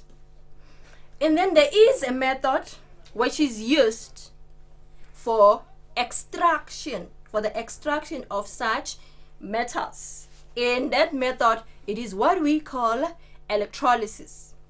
Electrolysis, it is the most powerful way to decompose a metal compound. The most powerful way to decompose a metal compound, but it is expensive. And since it is expensive, then it is used for the more reactive metals such as aluminium. Even the others above aluminium in the series can be extracted using this electrolysis. And then one may wonder as to what exactly is this electrolysis. This method, it involves the chemical decomposition or the chemical breaking down of a compound produced by passing an electric current through a liquid or solution containing ions. So you need to have a solution which contains ions or a liquid and then pass current so as to extract a metal from its ore using electrolysis. And then, dear learner, we need to look at the extraction of iron. As we mentioned that iron, its main ore, it is hematite. So it needs to be extracted so as to get the iron from the ore, which is hematite. So iron is extracted from its ore in the blast furnace. It is extracted from its ore in the blast furnace. The diagram is showing us a blast furnace. And then there are substances that are put at the top of the blast furnace. We have these three substances: iron ore, coke, and limestone. We shall describe them in our next slides, but you need to know them. We need to have three substances as our inputs. We need to have iron ore, we need to have coke, we need to have limestone. And then in the furnace, there is hot air which is being blasted at the bottom. The hot air blasted at the bottom, it is to enhance the decomposition of the compound, the decomposition of the hematite or the iron ore, because high temperatures should exist inside the blast furnace. And then once we have that, and then we have at the bottom, we have the molten slag. Molten slag, which is produced, molten slag are the impurities, and they are removed. As you can see that we are having an outlet there at the bottom. They are removed from the blast furnace. And then we have our iron, which is the metal which we are extracting from its ore. That's the blast furnace, dear learner, which is used for the extraction of iron. As I've mentioned that you need to have the hematite, that is the iron ore, which is the iron 3 oxide. That is the chemical name. You also need to have limestone, which is chemical name is calcium carbonate. And then you need to have coke, which is nearly pure carbon. It is nearly pure carbon. And it is important to note that there are several reactions that are taking place in the blast furnace. Several reactions taking place, dear learner, in the blast furnace. But there is the most essential one, the one that you need to know, which has to do with the reduction of the iron 3 oxide. And the example of that, the reaction, the equation, sorry, it is shown below. So this is the reaction: iron 3 oxide, that being our ore, that being our hematite, it is reacted with carbon monoxide. So that carbon monoxide, as we've mentioned, that the iron ore is reduced. It is reduced by the carbon monoxide. And then after the reduction, then there is the formation of iron, and there is another product which is carbon dioxide. So this is the most essential reaction, dear learner at home, that you need to know. It's iron 3 oxide, that is our hematite, reacting with carbon monoxide to form iron together with carbon dioxide. Now, dear learner, when this iron is obtained in the blast furnace, as we've mentioned that it is extracted in the blast furnace, it is then turned into alloys. There are substances added onto it to form alloys. Reason being that it is not as strong as it is expected, and another reason being that it has to be used for several purposes. So what is an alloy? You've mentioned that it is turned into an alloy, and the alloy which contains iron in it, it is known as steel. Then how is that steel produced? There are other elements that are added to iron to give steel of exactly the required property, because we are improving that ion so as to get a certain property which has a certain standard. What is an alloy? An alloy is a mixture. Please take note of that, dear learner. It is a mixture of two or more metals, or a metal and a non-metal.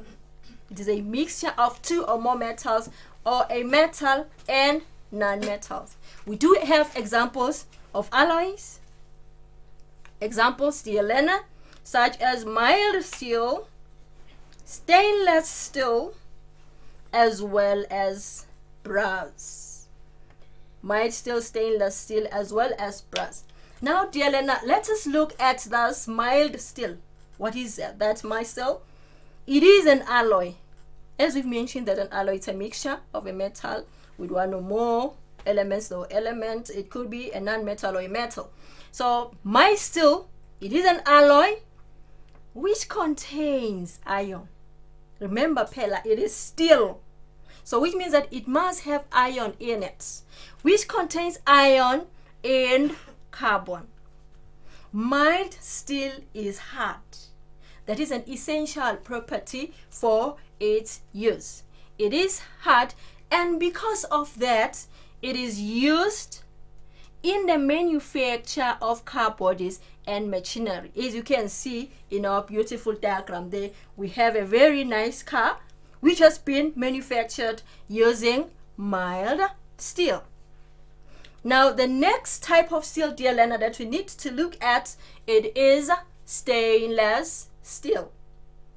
Stainless steel, it is another alloy which is made up of iron. Again, you take note, it is steel, meaning that there should be iron in it. It is made up of iron, chromium, that's another metal, together with nickel. So stainless steel is made up of iron, chromium, and nickel. It does not rust. Another important property.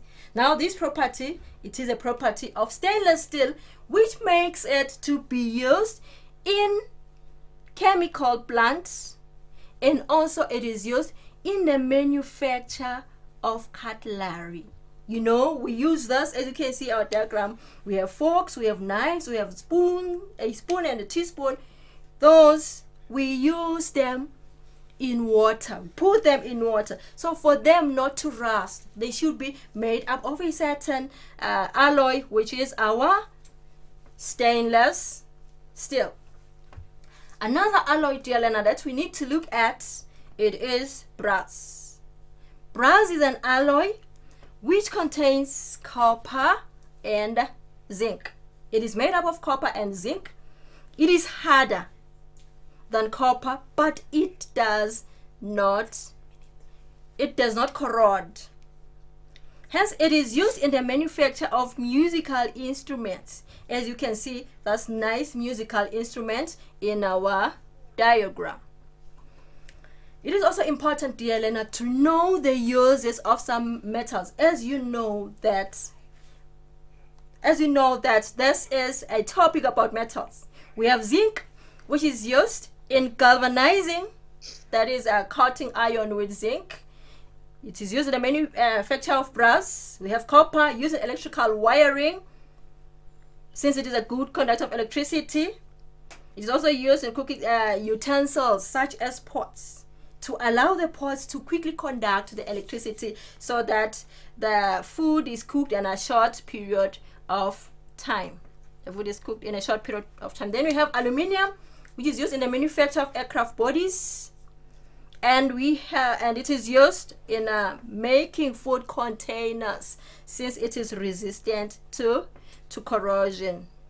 We have reduction and oxidation, dear learner. As we mentioned that iron is reduced, we should know what this oxidation and reduction are.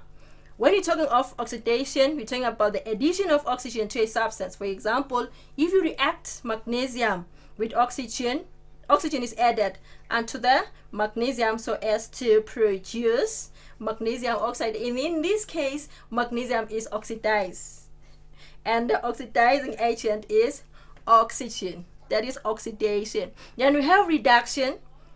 which is the removal of oxygen from a substance. For an example, copper 2 oxide can be reduced by hydrogen. So when you react hydrogen with copper 2 oxide, the copper 2 oxide is reduced to form copper and water. So in the example, dear learner at home, you see the oxygen is being removed from the copper 2 oxide, hence copper is being formed together with water. So dear learner, it is important. We had questions, but then because of time, we'll quickly summarize our topic. We talked of the properties of metals, physical properties. We mentioned that metals are malleable, they are ductile, sonorous, good conductors of electricity and heat. And also mentioned that they can be arranged according to the order of reactivity, which is known as a reactivity series. Some metals such as copper and gold occur in a pure state in the Earth's crust because they are unreactive.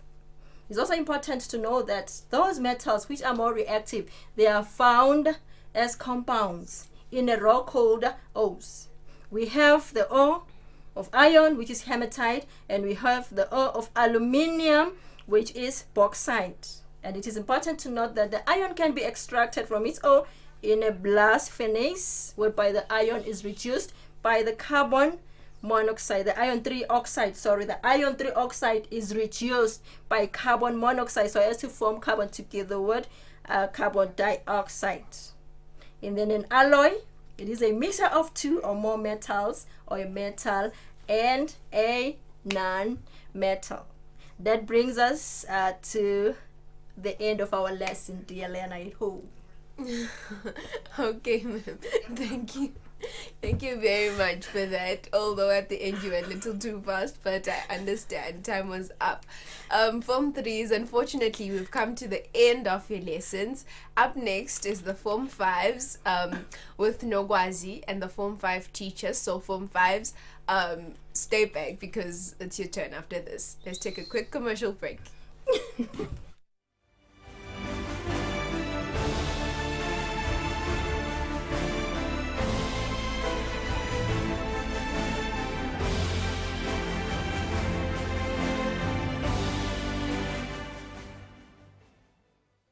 Labanengi labangenwa ligciwane lecorona bavame kuba netimpawu letingasito letimatima njengebuhlungu bemphimbo, kuphathwa inhloko, kushisa nekumanza, kukhwehlela lokomile, kuphefumula kalukhuni kanye nekudzinwa. Kepha kulabanye kuba matima njengoba leli gciwane lihlasela emaphaphu. Ngesikhathi umtimba ulwa nalo leli gciwane, wakheka emanti lagcwala emaphashini. Emaphaphu-ke angagcwala emanti akuphefumuleki. Lokhu-ke kubanga tingcinamba letinengi. Kuthi khweshisa kulabanye kuyasita ekunciphiseni kwanza kwesifo i-COVID-19. Hlala ekhaya ungahambi. Eswatini sibambisene kulwa nekwanza kweligciwane lecorona.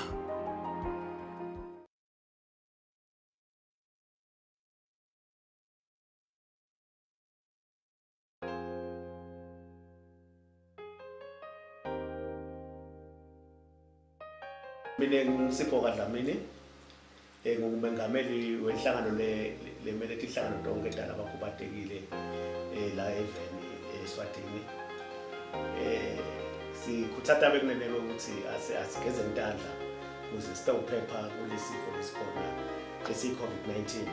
Nanami ngiyageza intandla, asigeze intandla ngesipho nangemanti lahambako, kungaba ngemanti empompi, kungaba ngemanti le nitawuthelelana wona lokuthi ade kungabi lemile khona sibakhona kuphepha.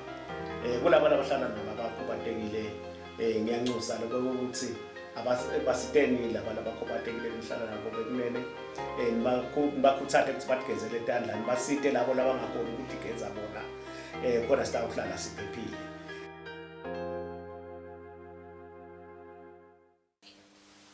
Uhloba kwami impilo yami.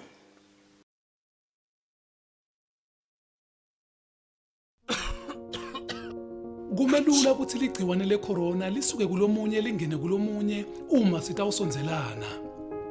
Singasita sinciphise kuanza kwalo ngekuthi sikhweshelane. Lokhu kusho ukuthi singachawulani, singathinzani njengokuhagana nje. Tikhweshise ngesigaba lesiyimitha kusuka kulabanye. Kumcoka kakhulu kuhlala uhlobile nekuthi hlobisa uma uke waphumela kubantu. Ngekubambisana sitakumisa kwanza kwaleli gciwane sibe ngulabaphilile. Eswatini sibambisene kulwa nekwanza kweligciwane lecorona.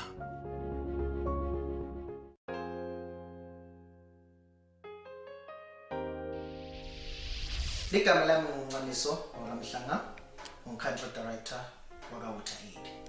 Sikhuthata ukuthi kuze sinqobe i-COVID-19 sonke asigeze intandla. Asengimkhombisa amaswati ukuthi intandla sigeze njani. Uvula impompi, ngimalisa tandla tami, enze ngiyivala kuze nginganomosa emanti. Thatha insipho, ngifake itandla tami, ngiyivalile impompi kuze amanti angawesteki. Ngigeza tandla tami, ngenza isiqiniseko sokuthi ngifupha ngiyadishikisha konke. Emkhathini wetandla ngiyagezisisa, emkhathini wetingwalo ngenza isiqiniseko sokuthi amagciwane lapho ekhona ngiyawisusa, ngenza isiqiniseko ukuthi ngempela isiphekile tonke tigezeke kahle. Bese ngiyayivula impompi yami, ngide isidingo sokuwavula kakhulu emanti khona anganawumosakala. Ngiyageza nginasiqiniseko sokuthi ihlobile kahle. Uthatha imvangu, usula tandla takho, wenza isiqiniseko ukuthi isuleke kahle, bese uvala ngayo impompi yakho kuze kuthi uphephe. Kuhloba kwami impilo yami.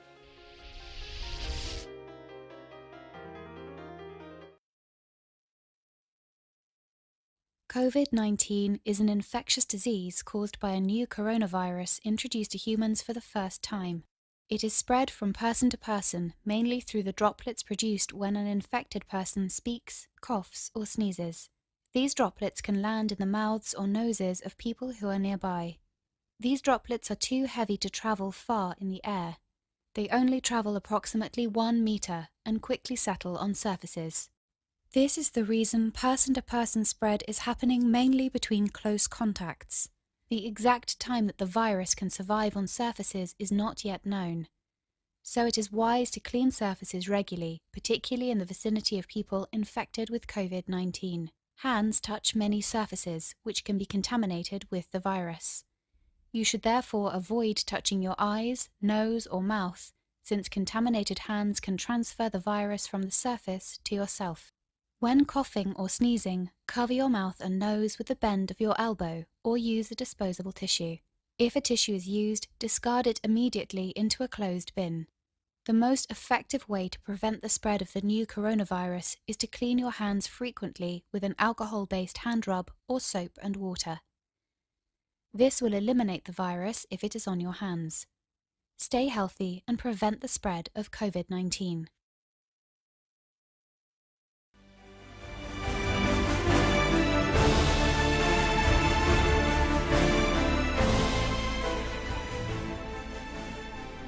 Welcome back to our viewers and a very good afternoon to those who have just joined us, especially the Form 5s. It's their time right now. We are doing mathematics with Mr. Lungelo, Lungelo Malinga, I'm sorry about that. Also joining me in the studio are our sign language interpreters, Linda Mamba and Tobile Fakudze. Lungelo, how are you doing? Sorry I called you Linda right there. I'm fine, Wazi. How are you? I'm doing well, thank you very much. I understand that today we're doing linear programming. Could you please give us an overview of today's lesson? Yes, today we'll be doing linear programming, which is dealing basically with straight lines and then shading regions. All right, okay. Form 5s, I hope that you are ready for your lesson. Just a reminder that we are live on YouTube and on Facebook. And if you have any questions, relevant questions, please text us on our WhatsApp number, which pops up from time to time. Lungelo, I don't know why I keep calling you. Oh, maybe it's because we have our sign language interpreter as Linda. Lungelo, please, you may start your lesson. Thank you, Kwazi. Good afternoon, dear learner. So today we'll be doing linear programming, which is basically, if we were to describe the two words, linear, that is basically dealing with straight lines, and then programming, that is planning, which is aimed at finding the best possible solution. Okay, so the reason why we do linear programming, it is very applicable in our everyday life. So you'd find that, for example, in this illustration that we have here, we have got our point A, and then we have got our vehicle that has to move from point A to point Y. If you can look at the different routes that it can take, it may move from A to U, and then from U to W, and finally W to Y. Alternatively, the vehicle can move from A to V, and then from V to Z, and then finally from Z to Y. So basically, linear programming, it is comparing two different ways that we may use to attain the best possible solution, whether it is to save cost or it is to save time. So linear programming is basically about that. And then here are some of the key terms that we'll be using. So we have got region, we have got feasible region, we have got decision variables, we have got the objective function, we have got constraints, and then we have non-negativity restriction. We'll discuss them as we encounter them. So, dear learner, by the end of today's lesson, here is what you are expected to do, or to be able to do. To identify regions, to form and solve linear inequalities from problem statements. Also, to represent linear equations or inequalities graphically. And then it is to shade and identify the feasible region. We have talked about the feasible region in the key terms. We are still going to discuss it. And then lastly, you have to be able to solve simple linear programming problems graphically. So that is what we are expected to know at the end of today's lesson. So to start our lesson, dear learner, may we take this equation. So draw the following line using this equation. So the equation, it's y is equals to 2x plus 2. So throw it on a system of axes, and then you have to then shade the region y is greater than 2x plus 2. So dear learner, you know by now that to draw a straight line function, all you need a minimum of 2 points or 2 coordinates. So to get our 2 points, we may use what we call the dual intercept method, which is basically the x-intercept and the y-intercept. So for the x-intercept, that is where we let our y to be equals to 0. Yes, dear learner, x-intercept, we let y to be equals to 0. And then the y-intercept, that is where we let our x to be equals to 0. So let's start with the x-intercept. So for the x-intercept, as we have it on our working here, so that is where we let our y to be equals to 0. So on the equation, y is equals to 2x plus 2. So where there is y, it means we are going to substitute the y by 0. So this will then be 0 is equals to 2x plus 2. And then you'll transpose the 2.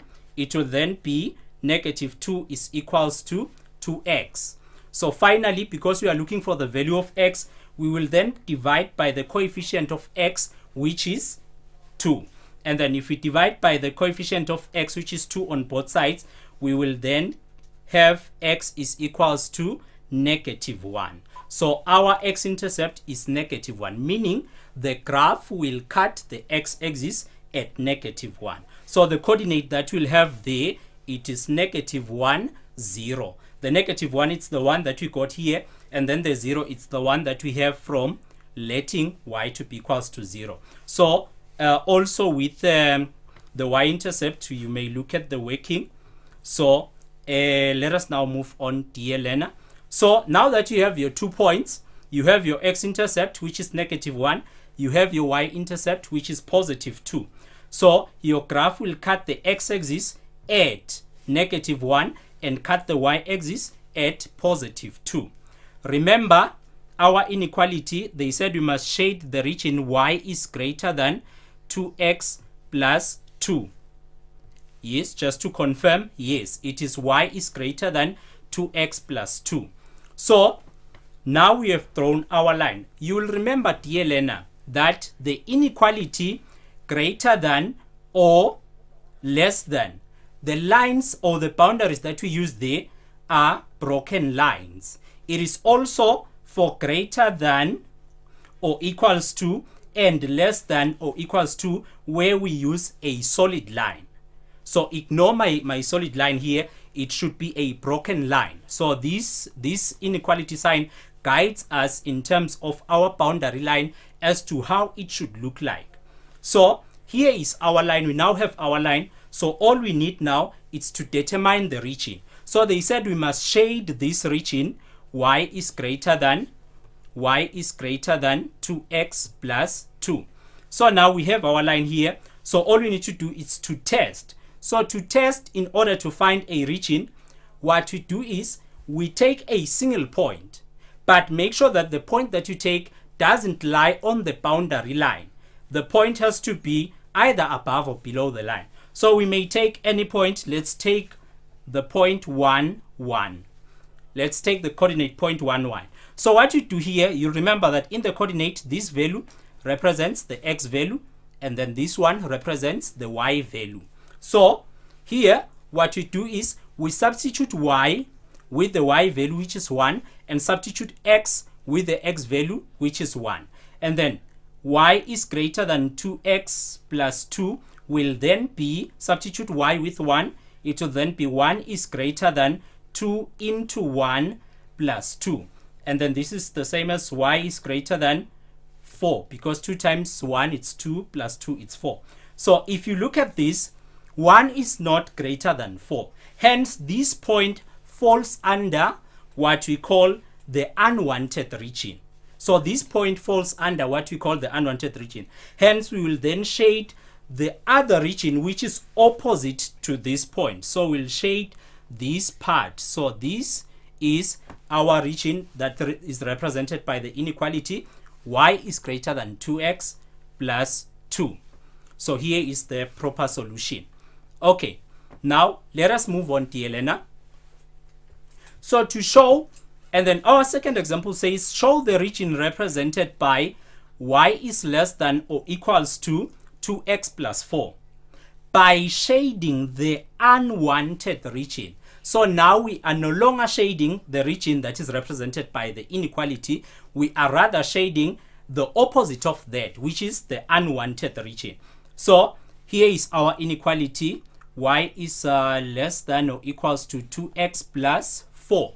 So using the dual intercept method, you will see that our x-intercept will be -2, and then our y-intercept will be +4.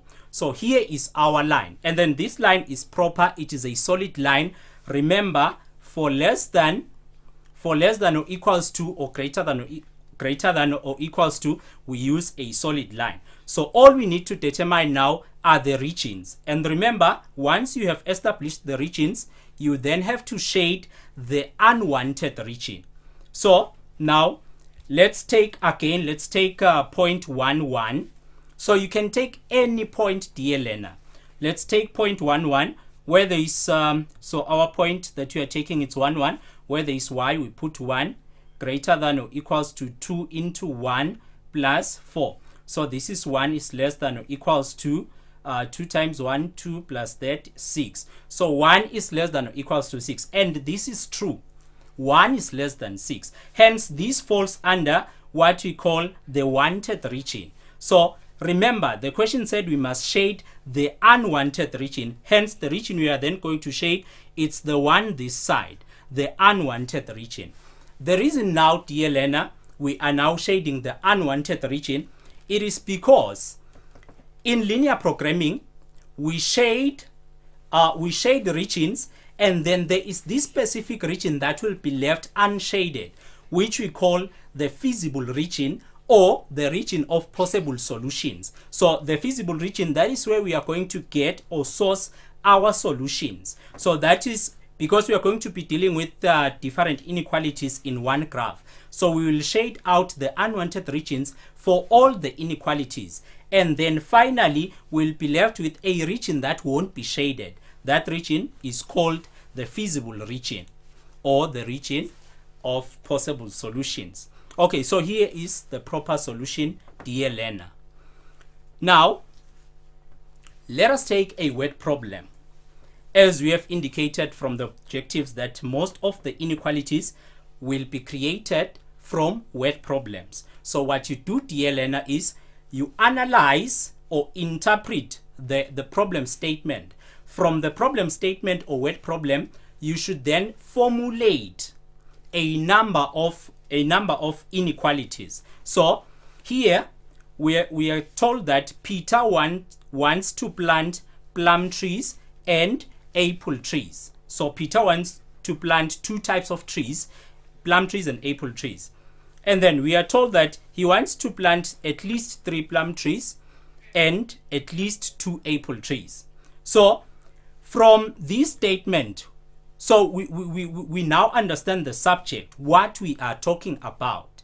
We are talking about 2 types of trees. So these 2 things, or which we can call a subject, these are called the objective variable, the objective variables. So what we will use these 2 in all the statements that we'll be doing. We'll be referring to these 2. So he wants to plant at least 3 plum trees and at least 2 apple trees. So from this statement, that is where we'll start deducing the inequalities. So then the statement further says, let X be the number of plum trees. Let X be the number of plum trees. This is very important, that the X, it's not just the plum trees, but it is the number of the plum trees. And then let Y be the number of apple trees. So these are our decision variables, the number of plum trees and the number of apple trees. Now, write down the inequalities in X and Y, meaning wherever you are talking about the number of plum trees, you put X. Wherever you are talking about the number of apple trees, you put Y. So to represent these conditions. So now, if you look at this, the first 2 conditions that we have, the first one is that he wants to plant at least 3 plum trees. Remember, the number of plum trees is represented by X. So he wants to plant at least 3 plum trees. So at least means it is a minimum. So this means it's a minimum. So he can plant 3 or more. Hence, our inequality will be X is greater than or equals to 3. So he wants to plant at least 3 plum trees. And then another one, at least 2 apple trees. So remember, the number of apple trees are represented by Y. So Y should also be greater than or equals to 2, because he wants to plant a minimum of 2 apple trees. Now, B says there is a space on his land for no more than 9 trees. No more than 9 trees. No more than means that's a maximum. He cannot plant more than 9 trees. He can plant 9 or less. Hence, the 9 is a maximum. So remember, the number of plum trees are represented by X, number of apple trees are represented by Y. So the sum of the 2 types of trees, so the sum of the number of apple trees plus the sum of the number of apple trees should not exceed 9. It should not be more than 9. So our inequality will be X plus Y. We are adding the number of apple trees and the number of plum trees should be less than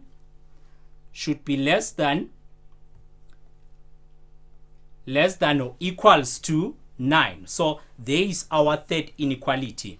And then finally, we now look at the cost. Plum trees cost 6 emalangeni. Apple trees cost 14 emalangeni. Peter wants to spend no more than 84 emalangeni. Meaning, when purchasing the plum trees and the apple trees, he cannot spend more than 84 emalangeni. So the 84 is his maximum. So that tells us about the inequality. So now remember the number of plum trees, which is X, times the number the cost for these trees. So the number, let's erase this, the number of plum trees multiplied by the cost of each plum tree, which is 6 emalangeni, plus the number of apple trees multiplied by the cost of each apple tree, which is 14 emalangeni. So this should not exceed 84 emalangeni. So this should be less than or equals to 84 emalangeni. X times 6, that will be 6x, plus y times 14, that will be 14y, is less than or equals to 84. So now we have our fourth inequality. Now it is given that, or it is written that, write down the inequality in x and y and show that it simplifies to 3x plus 7y is less than or equals to 42. So our inequality is 6x plus 14y is less than or equals to 84. So now they are saying show that it simplifies to that. So to simplify, it means we need to factor out the highest common factor. So the highest common factor, 1 is a common factor of all of them, and 2 is another common factor. So if you can divide all these terms by 2, 6x divided by 2, that will then be 3x, plus 14y divided by 2, that will be 7y. And then finally, less than or equals to 84 divided by 2, that is 42. So it has now simplified to what we were given. The 3x plus 7y is less than or equals to 42. So now here are the solutions. We had already written them. So the first inequality, or the first region here, it's the one that represents x is greater than or equals to 3, which is the inequality that we deduced from the statement that said he wants to plant at least 3 plum trees. The next one, it's the one that is representing the region y is greater than or equals to 2, which is a inequality that we formulated from the statement that said he wants to plant at least 2 apple trees. The next inequality, it's the one that says x plus y is less than or equals to 9, which is the inequality that was formulated from the piece of land that he has. And then the final inequality, it's the one that we simplified just now, the one that we got from the cost, the fact that each plum tree costs 6 emalangeni, each apple tree costs 14 emalangeni, and he doesn't want to spend more than 84, meaning 84 is his maximum. And then this was simplified by dividing all the terms by 2. So here are all our inequalities. Remember, dear learner, that all these inequalities are thrown on the same system of axes. The fact that we have separated them was for demonstration purposes. So here is the next slide, which has all the inequalities. So we have the x is greater or equals to 3, the y is greater than or equals to 2, and then the x plus y is less than or equals to 9, and then finally the 3x plus 4y is greater than, the final one, 3x plus 7y is less than or equals to 42. So here are all our regions, and they have been shaded. So now what we have here, dear learner, this region that was left unshaded here is what we call the feasible region, or the region of possible solutions. So this is where we get the possible solutions. So all the points that you get here satisfy all the inequalities or all the conditions, because the conditions or the constraints should be satisfied, and then all these points that you find here satisfy all those conditions. And then the ones that we pick are mainly the ones that are at the edges, dear learner. So here are the 4 that we may pick, and then you may compare these 4. Whether you are looking for the maximum or the minimum, you would have to compare these 4. But I can tell you that the maximum, it's the one that is furthest from the point of origin 0, 0. Okay, so now let us do this student activity together. Okay, consider a chocolate manufacturing company that produces only 2 types of chocolate. They produce type A chocolate and type B. Both these chocolates require milk and cocoa only. So these are ingredients. So what are we talking about here? What is our decision variable? Our decision variable are the types of chocolates. This is our decision variable, the types of chocolates. And then the milk and cocoa, don't let it confuse you. These are just ingredients that we will use. Meaning we will have an inequality on milk and also will have an inequality on cocoa. Okay, to manufacture each unit of type A and type B chocolates, the following quantities are required. Each bar of type A chocolate requires 1 unit of milk and 3 units of cocoa. Each type B chocolate requires 1 unit again of milk and 2 units of cocoa. Now let us formulate inequalities, dear learner. The first one will be in relation to milk. The second one will be in relation to cocoa. So type A chocolates, so you can create, so let us get to the part where we let our type A, the number of our type A chocolates to be X, and then the number of our type B chocolates to be Y. And then, okay, let us go to Gwazi very quickly. Yes, I'm thinking I am thirsty. I'm thinking that you are thirsty too. Yes, we'll just take a little bit of a break, just a water break, just for us to have a bit of water. Viewers, we'll be right back after this.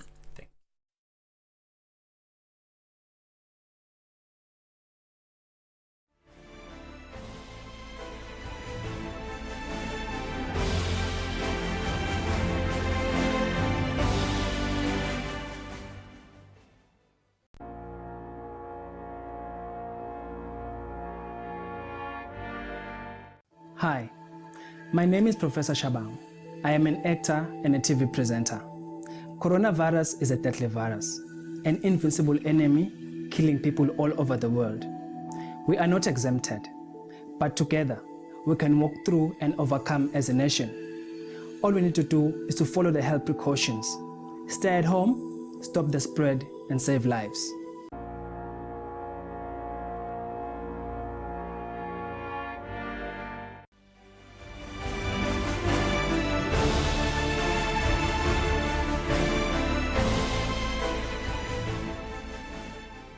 Welcome back to our viewers. A very deserved water break. Without wasting any time, I'll let you continue with your class, Lungelo. Thank you very much, Kwazi. Okay, dear learner, let us continue with our student activity. So, we are told that a chocolate manufacturing company manufactures only 2 types of chocolate, that is type A chocolates and type B. So, we have already said, let us let the number of type A chocolates to be X and the number of type B chocolates to be Y. And then we were in the ingredients now, and I mentioned that the ingredients just represent inequalities that we have to create. So now we are saying, let's start with milk, the first ingredient, which is milk. So we are told that to manufacture a number of type A chocolates, which is represented by X, and then multiplied by the number of units or quantity that you require for milk, that is 1. So X times 1 plus now the number of type B chocolates that you'll manufacture multiplied by the quantity of milk that you will need. Let us write this one here. So it's going to be Y times 1. So because you need 1 unit of milk, here it is. You need 1 unit of milk to manufacture type B chocolates. So this will then be X times 1, that is X, and then plus our y times 1, which is 1. And then let us continue. The company kitchen has a total of 5 units of milk. So this is the maximum that they have, 5 units of milk. So they cannot exceed this. So this has to be less than or equals to 5. So the number of the number has to be less than or equals to 5, the sum. And then let us now move on to the cocoa. So another inequality that we will create, it's the one that will be created from cocoa. So to manufacture a number of type A chocolates, which is X, multiplied by the units that you require of cocoa to manufacture type A, that is 3, plus, we'll continue here, Y, which is the number of type B chocolates, multiplied by 2 units, because it is said that you require 2 units to manufacture type B chocolates. So this will be X times 3, that is 3X, plus Y times 2, which is 2Y. Let us now get a clear picture of the amount of cocoa they have. And then they are saying the company has a total of 12 units of cocoa, meaning the units of cocoa cannot exceed 12. So it has to be less than or equals to 12. So here is our second inequality that we have created here. Okay, now let us move on to the cost. Okay, so the cost, it is 6 emalangeni of type A chocolates, the number of type A chocolates, which are X, multiplied by the 6 emalangeni, plus the 6 emalangeni and the 5 emalangeni, that is not the cost. It is actually for profit. So we will get to do profit afterwards. So now we have the two inequalities. May we now move on to the profit function so that we go to the inequalities then. So write down the inequalities that satisfy these conditions. We have written the two inequalities that satisfy these conditions. Now throw the graph for these inequalities. Let us move on to that. So the first one, remember, it's the X plus Y is less than or equals to 5. This one, it's the one that is formulated from milk. We have already mentioned how we calculate that one. The second one, it is 3x plus 2y is less than or equals to 12. And then this one is formulated from cocoa. We have also mentioned how it is obtained. Finally, there are these two that we have here, but we did not create them that side.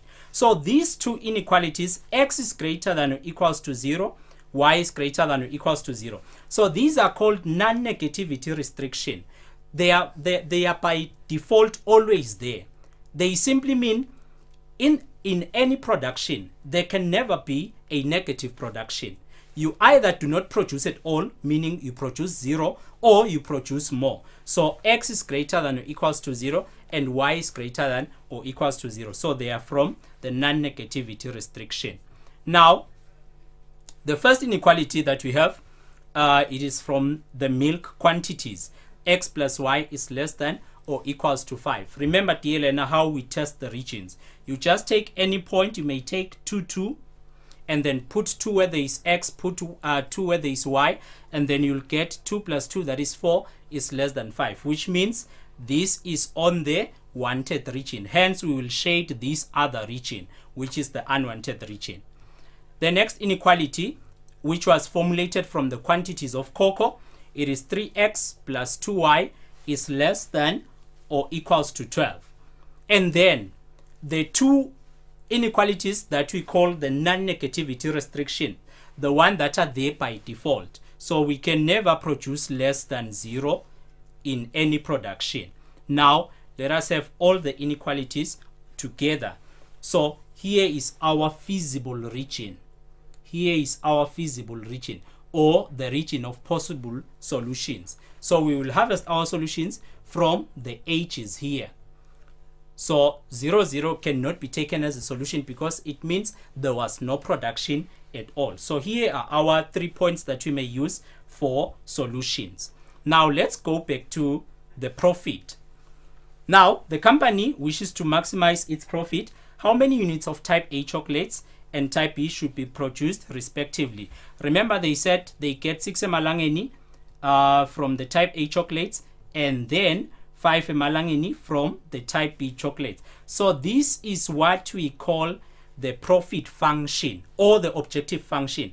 Why is the company functioning? It wants to maximize, or it wants to have profit. So here is our objective function.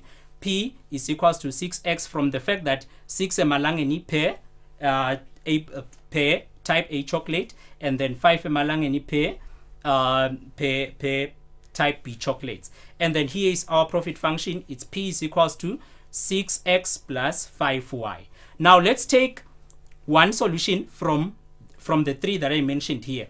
So here we have got 2, 3, and then here we have got 0, 5, and then here we have got 4, 0.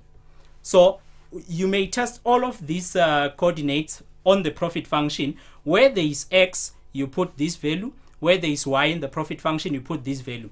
And then you will see the one that will yield the maximum profit, because that was the question, that the company wishes to maximize its profits. So now here are the different coordinates: 0, 5, 4, 0 and 2, 3. So when testing using 0, 5, you'll get 25 emalangeni. When testing using 4, 0, you'll get 24 emalangeni. And finally, when testing using 2, 3, you will get 27 emalangeni. Meaning here is the coordinate that we can use as the company to maximize the profit. Thank you, dear Lena. I hope you enjoyed today's lesson.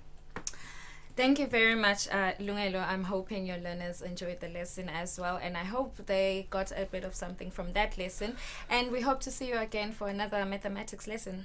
Thank you, Wazi. Thank you so much. Viewers, after this is me again with the Siswati from 5 teacher Machawe Dlamini. Do not go anywhere from 5s. We'll be right back after this.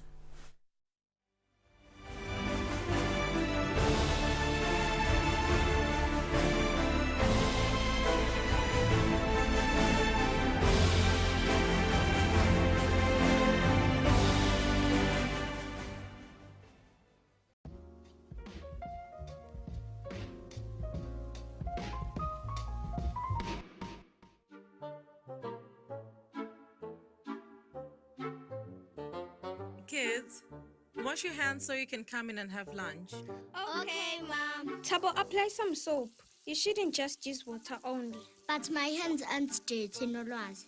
Just because your hands don't look dirty doesn't mean they're clean. We need to wash our hands regularly with soap and running water for at least 20 seconds, just like teacher taught us, so that all virus-causing germs and bacteria are washed away. Tabo, listen to your sister, baby. It's important to always wash your hands with soap and water for at least 20 seconds. Like right now before we eat, after using the toilet, after touching animals, or after changing a nappy. We must also clean our surfaces and toilet seats with disinfectant. Guys, it's time to wash our hands, wash our hands, wash our hands. Dirt and germs from stain and germs, germs bye-bye.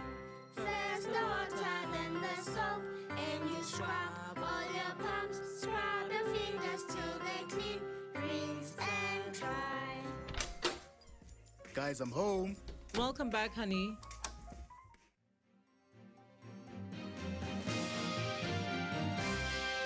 This is your 1 p.m. news update brought to you by Victor Silombo. In the news today, we'll speak a little bit more about COVID-19, a disease that's infectious and causing problems all over the world.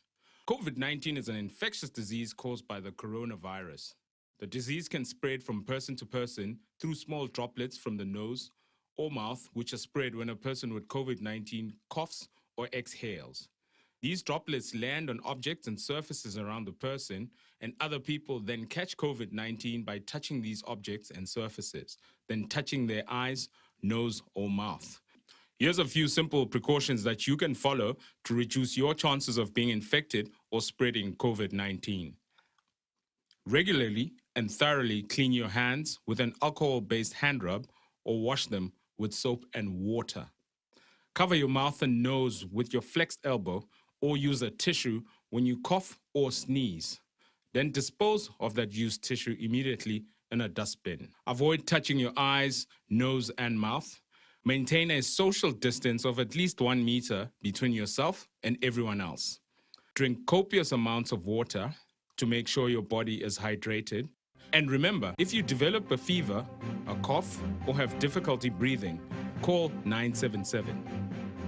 Stay safe, stay home. Kids, I hope you are listening carefully. It's very important that we take these precautions very seriously, so we all avoid catching or spreading COVID-19.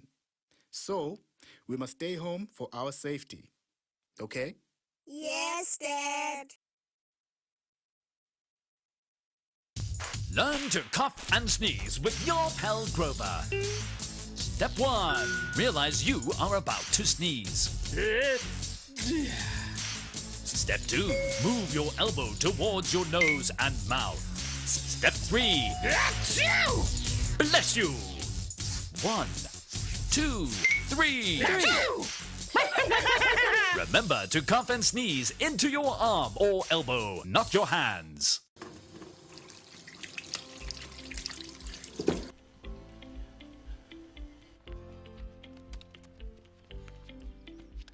Litiko letempilo kwesixwayisile ke ngesifo lesivelile kulamalanga coronavirus COVID-19 bagcizelela kakhulu ukuhlendeka kwetandla lokumcuka ukuthi itandla digezwe nawugeza tandla ke bashilo ukuthi digeze lokungenani ama seconds la 20 ngemanti lagijimako lanesipho lokunye ke labasixwayise ngawo ukuthi latingalweni lingahlala leligciwane ukuthi ngakuthi letingalo nato utiwashe ungashintshe itandla kuphela for 20 seconds nalamkhathi sinetandla ugeze nakhona litawufa ligciwane kanjalo. Ngiyanicela ma-loyal viewers, geza intandla, nihlale ekhaya, nihlale niphephile, sitayinqobe i-COVID-19.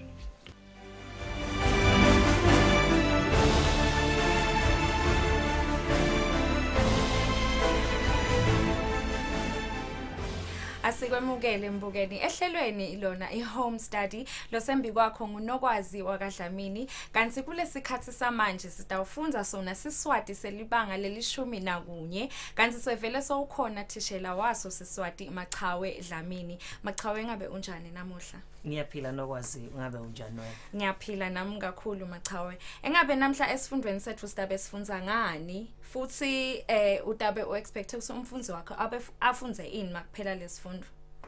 Namuhla nokwazi sidabe sibuka nasikhuluma ngebuciko bebunkondlo sidabe sibuka nje sakhiwo sangaphandle. Okay. Kuthi inkondlo nawe uyifunza yini lo vele ukubone nje usayifunza ungakahladile okusekhathi. Sibhekeke ukuthi umfundi akhone ukubona lokho aphinza sichazelene kumcoka bakho enkondlweni. Okay. All right. Ngiyethemba ukuthi bafunzi balo lona libanga le-11 sebavele ba ready. Machawe ungaqala nesifundo sakho. Ngiyabonga kakhulu nokwazi. Ngiyakubingelela mfundisi ekhaya. Lokubingelelako nguye thishela wakho weSiswati Machawe Dlamini. Mfundisi libanga le-11 kanye nelibanga le-10 ngidawucela ungisonzetele naku lokulandzelako. Utangiphathela lusiba lokubhala. Ungiphathele incwadi yakho sabalala misebe lenetinkondlo ekhathi. Kulesifundo sethu ke sanamhla mfundisi sitawubuka sakhiwo sangaphandle. Sitawubuka sakhiwo sangaphandle nakulesithi kuma kwenkondlo. Sitawusebenzisa ke inkondlo yethu lethi khuluma sive data lesekhasini 58. Utangisonzetela lokho ke mfundisi sitowusebenta kanye kanye. Asesibuke ke bumcoka balesifundo mfundisi.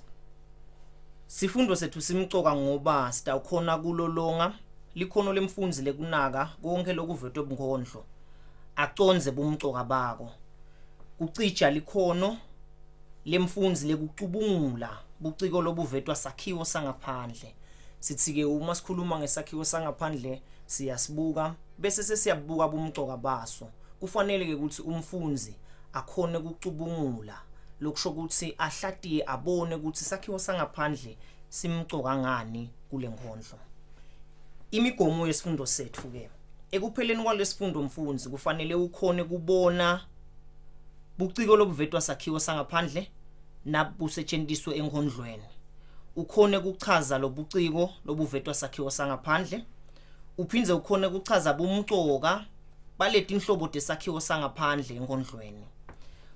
Lokunye lokubhekekile ke mfundzi kukhipha sakhiwo sangephandle enkondlweni yethu lethi khuluma sive data lapho sitawusebenzisa khona inzima yokucala neyesibili. Singakangeni ke mfundzi esifundweni sethu sanamuhla asesibuke sifundo lesengcile. Sibuye kede nje sikhumbutane ukuthi esifundweni lesengcile sifunze ngani. Utawukhumbula ke mfundzi ukuthi esifundweni lesengcile sibukile Bunkondlo sachaza ukuthi bukumbhalo losebenzisa emagama lalikhethelo lulwimi lalisebenzisile sonkondlo luyajubela. Siphindze sabuka tinhlobo tetinkhondlo letehlukene lokufaka ekhatsi inkondlo mlandvo, inkondlo landzisa, inkondlo gceka, isonethi naletinye tinkondlo. Sajula ke mfundzi sanikana tikhali lotidzingako uma kuhlatiwa inkondlo. Uma kuhlatiwa inkondlo ke mfundzi ubheke unake kuma kwenkondlo lokulesitawugcila kiko namuhla. Lokhu bucibo lesibonako uma uyibuka inkondlo lokufaka ekhatsi lochumano, imvumelwano, lonchubeko, sitfonsa moya, timphawu tekubhala latisebenzisile sonkondlo enkondlweni. Saphindze sabuka buciko lobuvetwa lulwimi lolusetshenzisiwe ngusonkondlo lokufaka ekhatsi isifananiso nobe sifananiso ngco, silwanatiso, tithombe mcondvo nalokunye. Sawubuka umoya lovetwa inkondlo uma uyifundza inkondlo uva kunjani. Sabuka nemlayeto noma ingcikitsi yayo inkondlo phela. Uma kuthiwa uyihlatile ke inkondlo mfundzi usuke sewubuke tonke letintfo leti nase ufike ekugcineni kwayo usuke sewukhiphe tonke letintfo leti le sitivetako namuhla mfundzi. Asesibuke nasithombe ke mfundzi lesivelako embi kwakho. Sani lesithombe? Sonke siyetayele inkhomo. Yini lokubonako kule nkhomo leseceleni mfundzi? Siyayibona inhloko. Siyayibona imilende. Siyayibona imikhono. Umsila. Tindlebe, licici endlebeni. Endlebeni yangesekudla siyalibona licici. Unjani umbala wayo lenkhomo yethu le? Logcamile umhlophe. Siyawubona umbala lomhlophe nguwo logcamile bese iba nemabala labovu. Lokhu ke mfundzi lokubonakala ungakayibulali wayihlinza inkhomo kuyafana nesakhiwo sangephandle senkondlo. Kanti lo lokulangekhatsi lokutibilintayo kona kufana nesakhiwo sangekhatsi. Ingabe lenkhomo yethu lena masiyibuka mfundzi ishoda ngani lokuvamile etinkhomeni. Sitawunaka ke ukuthi lenkhomo ingumshiva ide timpondvo. Kanjalo ke mfundzi nenkondlo yethu ingeke ibe nako konke lokusakhiwo sangaphandle. Lokushoda kwetimpondvo nje kusho ukuthi kuyinye nayinye inkondlo angeke sikuthole konke lokusakhiwo sangaphandle. Kukhona nje lesitakuthola, kukhona lesingeke sikuthole. Sithi ke mfundzi namhla sibuka sakhiwo. Njengoba sabona esifundweni lesengcile ukuthi sakhiwo senkondlo simcoka uma ufuna ukuconza umlayeto wasonkondlo. Salamuhla ke sitawugcila kulunye luhlangothi lwesakhiwo, sitawubuka nje lunye luhlangothi lwesakhiwo lokusakhiwo sangaphandle mfundzi. Sakhiwo sangekhatsi sona sitaba nesifundo saso lapho utawufundziswa kabanti khona ngaso. Uma sikhuluma ngesakhiwo sangaphandle ke mfundzi lesithi kuma kwenkondlo, siyatibuka tintfo letfaka ekhatsi luchumano. Tinhlobo teluchumano kungaba neluchumano sicalo, luchumano sigcino, luchumano masoli, luchumano lolwecako, luchumano khatsi kanye neluchumano siphambano. Siyayibuka imvumelwano lokungaba nemvumelwano sicalo, imvumelwano sigcino, imvumelwano khatsi. Siyibuke nemphindza lokungaba impindza ngwaca noma impindza nkhamisa. Sitawubuka ke mfundzi naso sidlala magama. Bese ke sesibuka inzima. Inkondlo inelinani lelinganani letinzima. Sibuke umugca ngoba phela letinzima takhiwa imigca. Sibuka ke butse nebufisha bemigca letholakala enkondlweni netinhlobo lokungaba ngilonchubeko nobe umgcanci. Ngidawucela ukugcizelela ke mfundzi ukuthi tibone lo desakhiwo sangephandle. Sitawutithatha inzimeni yokucala nesibili kuyo inkondlo lesikhuluma sive data. Lengethemba ukuthi sewuyisonzetile thute nawe. Asingene ke mfundzi sibuke letinhlobo. Sitsite ke mfundzi kutawuba neluchumano. Asesibuke ke mfundzi wami ukuthi yini luchumano. Luchumano indlela lesetshenziswa ngusonkondlo kuhlanganisa imigca lemibili noma lengetulu ngekusebenzisa imagama lafananako noma lahlobene ngemsuka walelo gama kuleyo mica. Imica ke lana kufuna ilandzelane mfundzi ngaba mbili noma ibe ngetulo. Siba ke nelichumano lesitawuthi luchumano siqalo noma singaba nelichumano sigcino, luchumano masoli noma luchumano jekile, luchumano siphambano nelichumano lolwecako. Yini ke umsebenzi weluchumano enkondlweni? Luchumano luyayihlobisa inkondlo, luletha bungoma, luchumanisa noma luhlanganise imica, luphindze lugcizelele umcondo lasuke awuveta sonkondlo ngaleso sikhathi mfundzi.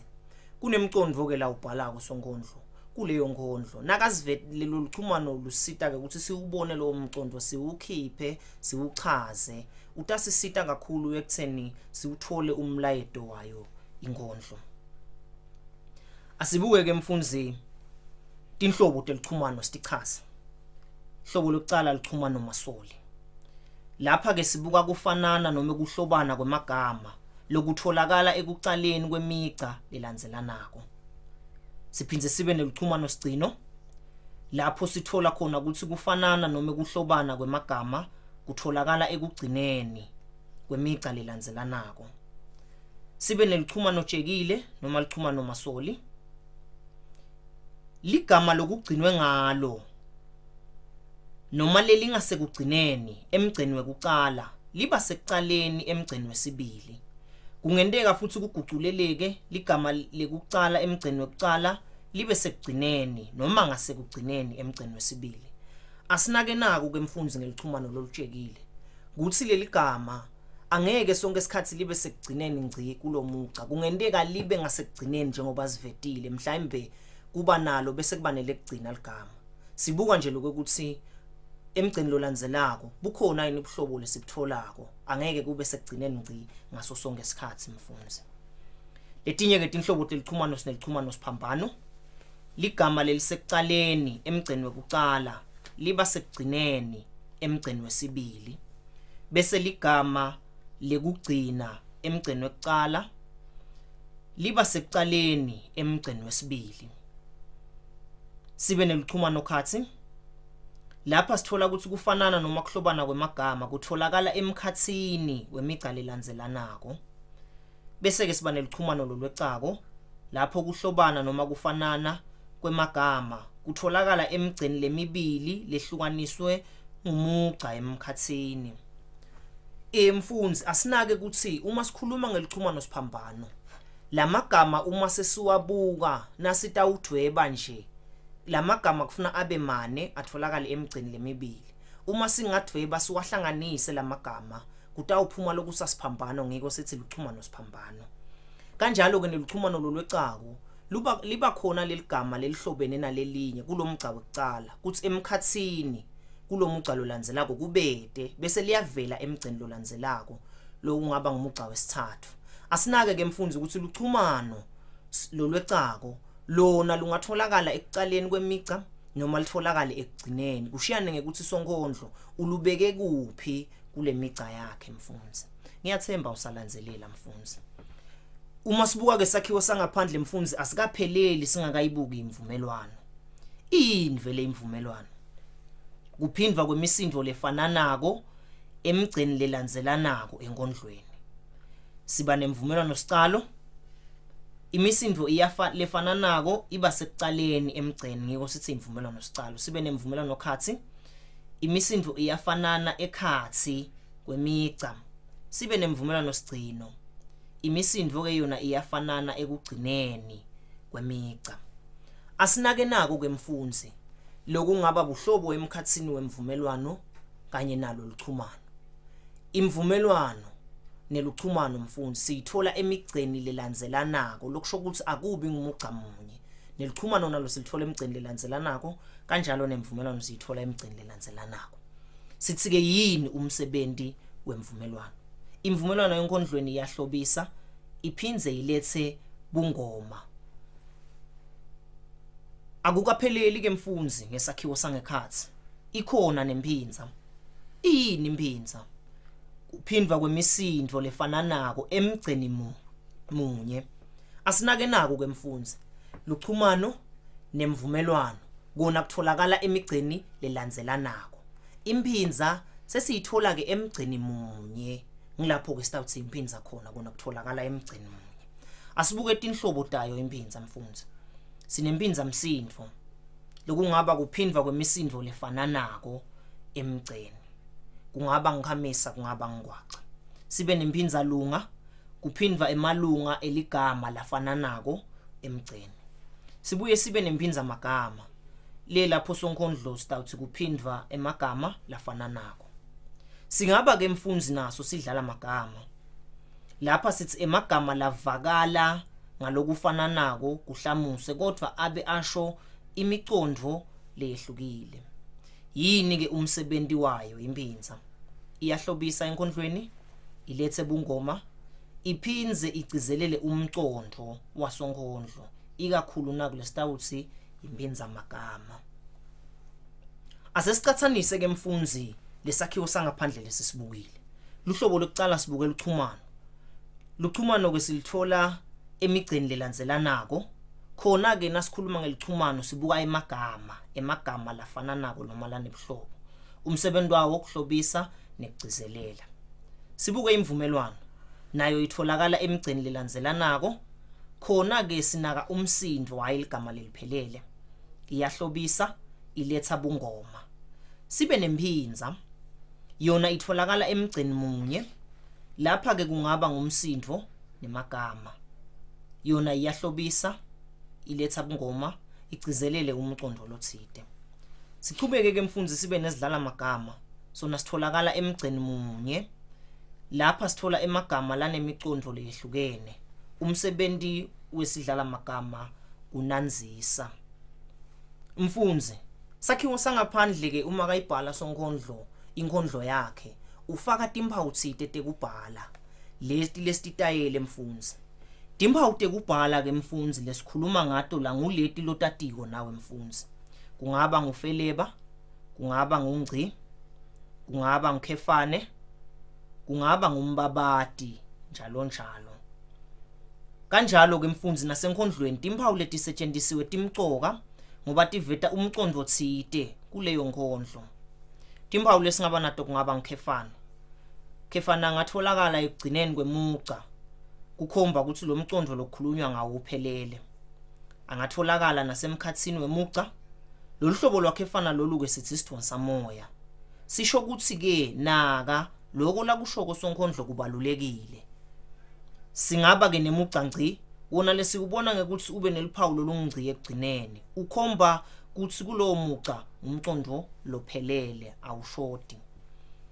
Timphawu ke mfundzi tisachutshwa singabuka nesecamsindvo. Lolu luphawu lolitholakala etulu ekugcineni kweligama. Ukhomba ubudlelwane balelo gama nalelilandzelako. Singaba nembabati lokhomba kumangala, kuthuka, kubonga nekuthumisa. Kuyendeka ke mfundzi sonkondlo angafaki ngisho lunye luphawu emgceni longetulu aze alufake kulolandzelako umugca. Lobuciko lobu bukhombisa umcondvo lazivetela wona kukhombisa ukuthi lo mcondvo lazivetela wona sonkondlo awukapheleli. Uphelela ekugcineni kwemugca loneluphawu. Lokhu ke sikubita ngekuthi ngilonqubeko. Lo nqubeko sithi ngimugca lode luphawu ekugcineni. Umcondvo wawo uphelela ekugcineni emgceni lolandzelako lapho kuneluphawu khona. Singakachubeki mfundzi nekuhlatiya sakhiwo sangephandle sigcila bese ke sesibuka bungako benkondlo. Siyayibuka inganani lenkondlo. Kanjalo netinzima takhona tinze noma timfishane. Sithi bungako bayo ke inkondlo lobo. Uma sikhuluma ngekungabo kwenkondlo ke sibuka ukuthi inkondlo yakhiwa tinzima. Tinzima tana takhiwa imigca lesingathi ngemalayini. Wona ke imigca yakhiwa ngemagama. Linani letinzima nemigca yenkondlo kuyakhuluma. Lokuthi nje mfundzi dingakhi letinzima nemigca mitse noma mifisha kanganani kukhona lokusitshela kona. Sibonile esifundweni lesengcile ukuthi inkondlo lenenzima yinye imigca le14 ibitwa ngekuthi isonnet. Inkondlo lenze lenetinzima letinyenti ivame kuba inkondlo mlandvo. Butse nebufisha bemalayini buvame kusivetela umoya wenkondlo. ngenteka sonkondlo uthukuthele ngenteka ikhombe ukujabula kuthumala njalo njalo. Sengiso ke mfundisi isikhathi sekuthi usonzete yona inkondlo yethu lethi khuluma sive tata sibuke inzima yekucala neyesibili.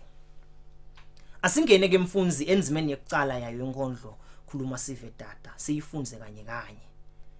Nguhola ihlahla lo ihlahle yabonakala, wayihlahla yevakala, wayicenza yabonakala, wayigijima wena embili.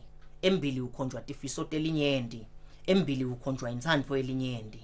Wasu yapavumula sikhwahla simndondoshiya sasecunu, sikhwahla sebathembu basecunu emachoseni. Asesibuke ke mfundisi Sakhiwo sangephandle lesisithola la kulenzima yekucala mfundisi. Nguhola ihlahla lo yihlahle. Lapha ke mfundisi sithi sinesidlala magama. Khumbula mfundisi, sithi sidlala magama. Emagama avakala ngalokufana nako, kodwa ede imicondvo lefana nako. Uma sithi nje nguhola ihlahla, libito leli lalobeka ke waba ngumengameli waseNingizimu Afrika. Libito lakhe akuhlangani nekuthi lo ihlahle. Uma sesithi lo ihlahle, lapho sesikhomba umuntu lovula indlela ahambe embili. Lamagama ayahlamusa evakala ngekufana kodwa ede imicondvo lefanako. Sidlala amagama ke leso mfundisi. Sitawuchubeka mfundisi sibuke chuma nomasoli. Luchuma nomasoli ke mfundisi sitawufunza umugca wethu wekucala newesibili. Nguhola ihlahla lo ihlahle yabonakala, wayihlahla yevakala.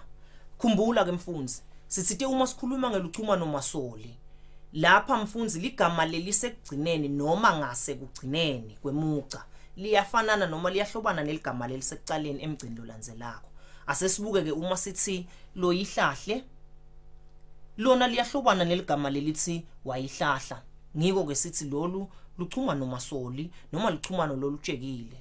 Uma ubuka kuma kwawo utshekile na ungathi uyadweba nje njengoba silibona liphawu lesilifakile la lukhomba kutsheka. Sithi ke luchumano masoli noma luchumano lolutshekile. Sitawuchubeka mfundisi sibuke luchumano lolwecako. Luchumano lolwecako ke mfundisi khumbula ukuthi sithite lamagama lanebuhlobo ehlukaniswa ngumugca lo deligama lelinebuhlobo.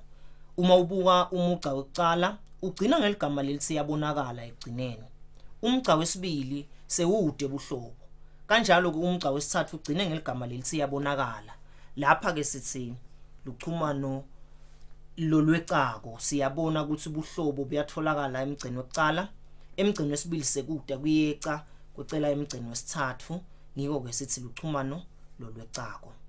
Sitawubuka ke nemvumelwano mfundisi. Sinemvumelwano sicalo lesitholako kule migca yethu.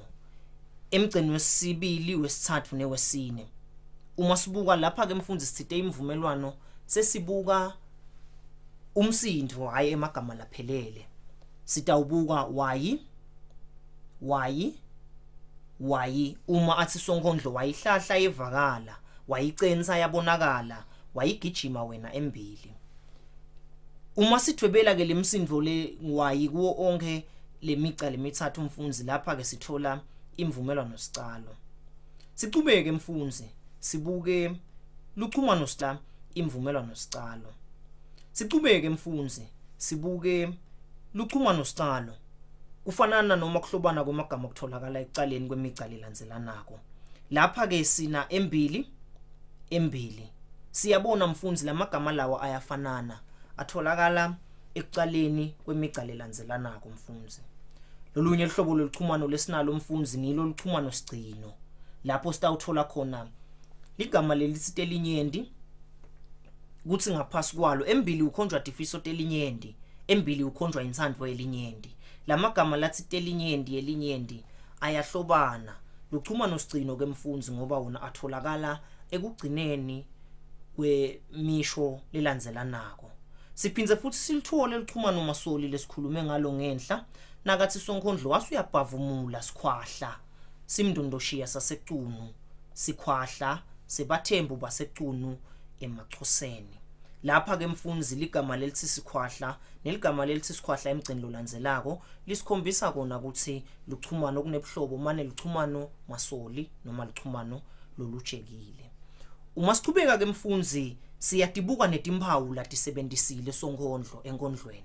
sesikubukile mhlambe lokusakhiwo lokubonakalako sesibuka ke timpawu ngutiphi impawu latsebenzisile sonkondlo asesibuke ke mfundzi umgca wethu wekucala uneliphawu lolunkhefana lolitholakala ekugcineni uyakhumbula ke phakathi khefana ushone ekugcineni umcondo uphelele siphindze ke mfundzi sibe neliphawu lolungci emgceni wekugcina lapha ke mfundzi sithi lona ngumugca ngci lokusho ukuthi ngumugca lophelele singakachubeki mfundzi ngidawucela ukuthi sibambe likhefu siyonatha emanti cha ngeke salibamba likhefu ngicabanga ukuthi ungachubeka nesifundo sakho ngiyabonga nokwazi asichubeke mfundzi sibuke sesiyibukile inzima yekucala mhlawumbe sesikubukile khumbula mfundzi uma sikhuluma ngale yankhomo sithi akusiko konke lokutawutholakala lokunye nje sitakuthola lokunye sihambe singakutholi sichubeke mfundzi sibuke sakhiwo sangaphandle sesingena enzimeni yesibili manje mfundzi sitayifunza nayo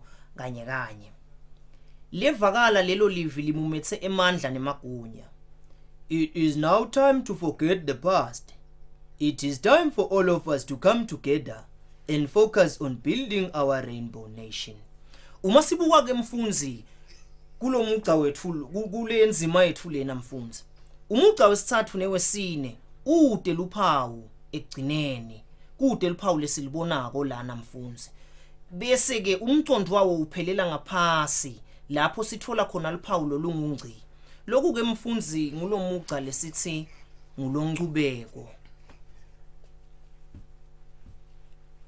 longcubeko ke mfundzi siyakhumbula ukuthi uphelela emgceni lolandzelako ngiyethemba mfundzi ukuthi konke besiconze ukuthi ukuthole kulesifundo sanamuhla ukutholile sifundo sethu sisivetele tinhlobo tesakhiwo sangephandle lokufaka ekhathi lona lichumano imvumelwano nemphinza sibonile ke nekuthi akusito tonke letinhlobo tesakhiwo sangaphandle letivelako sitfolile ke nekuthi sakhiwo sangaphandle sinemsebenzi muni enkondlweni mfundzi usehleli ekhaya bhala nangomsebenzi usebenzise inkondlo yakho khuluma sive tata kusukela enzimeni yesithathu kuya enzimeni yekugcina tibonelo letisetshenziswe kulesifundo ungatisebenzisi khipha naku lokulandzelako enkondlweni uchaze umsebenzi wakho luchumano umugca ngci longcubeko imvumelwano kanye nayo imphinza hlobo luni lwenkondlo lolu sekela imphendvulo yakho usalungiselela ke mfundzi isifundo lesilandzelako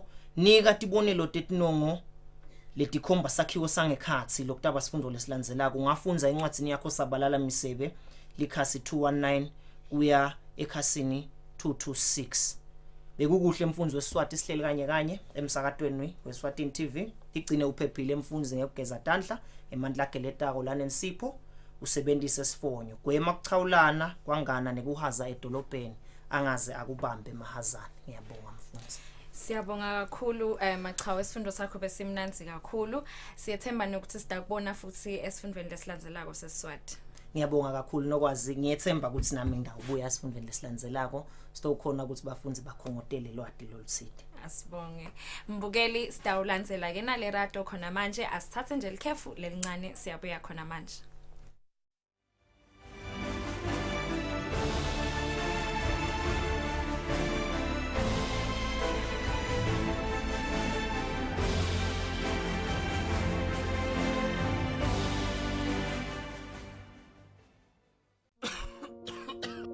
Kumelula ukuthi ligciwane lecorona lisuke kulomunye lingene kulomunye uma sitawusonzelana.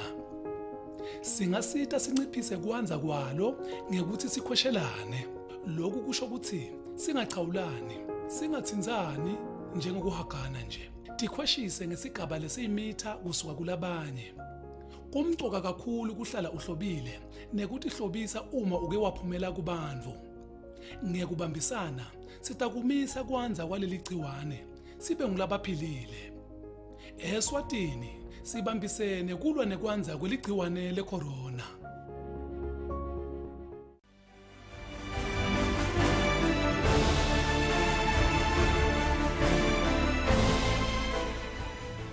Unfortunately, that was the last lesson for the day. We hope that you enjoyed it. We hope that you enjoyed the day and did a lot of learning. Lerato, how was the day for you that side?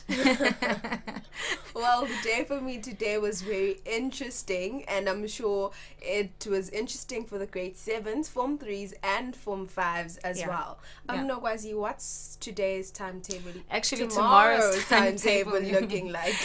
Yes, so Form 3s, grade 7s, and Form 5s, this is what the timetable looks like for tomorrow.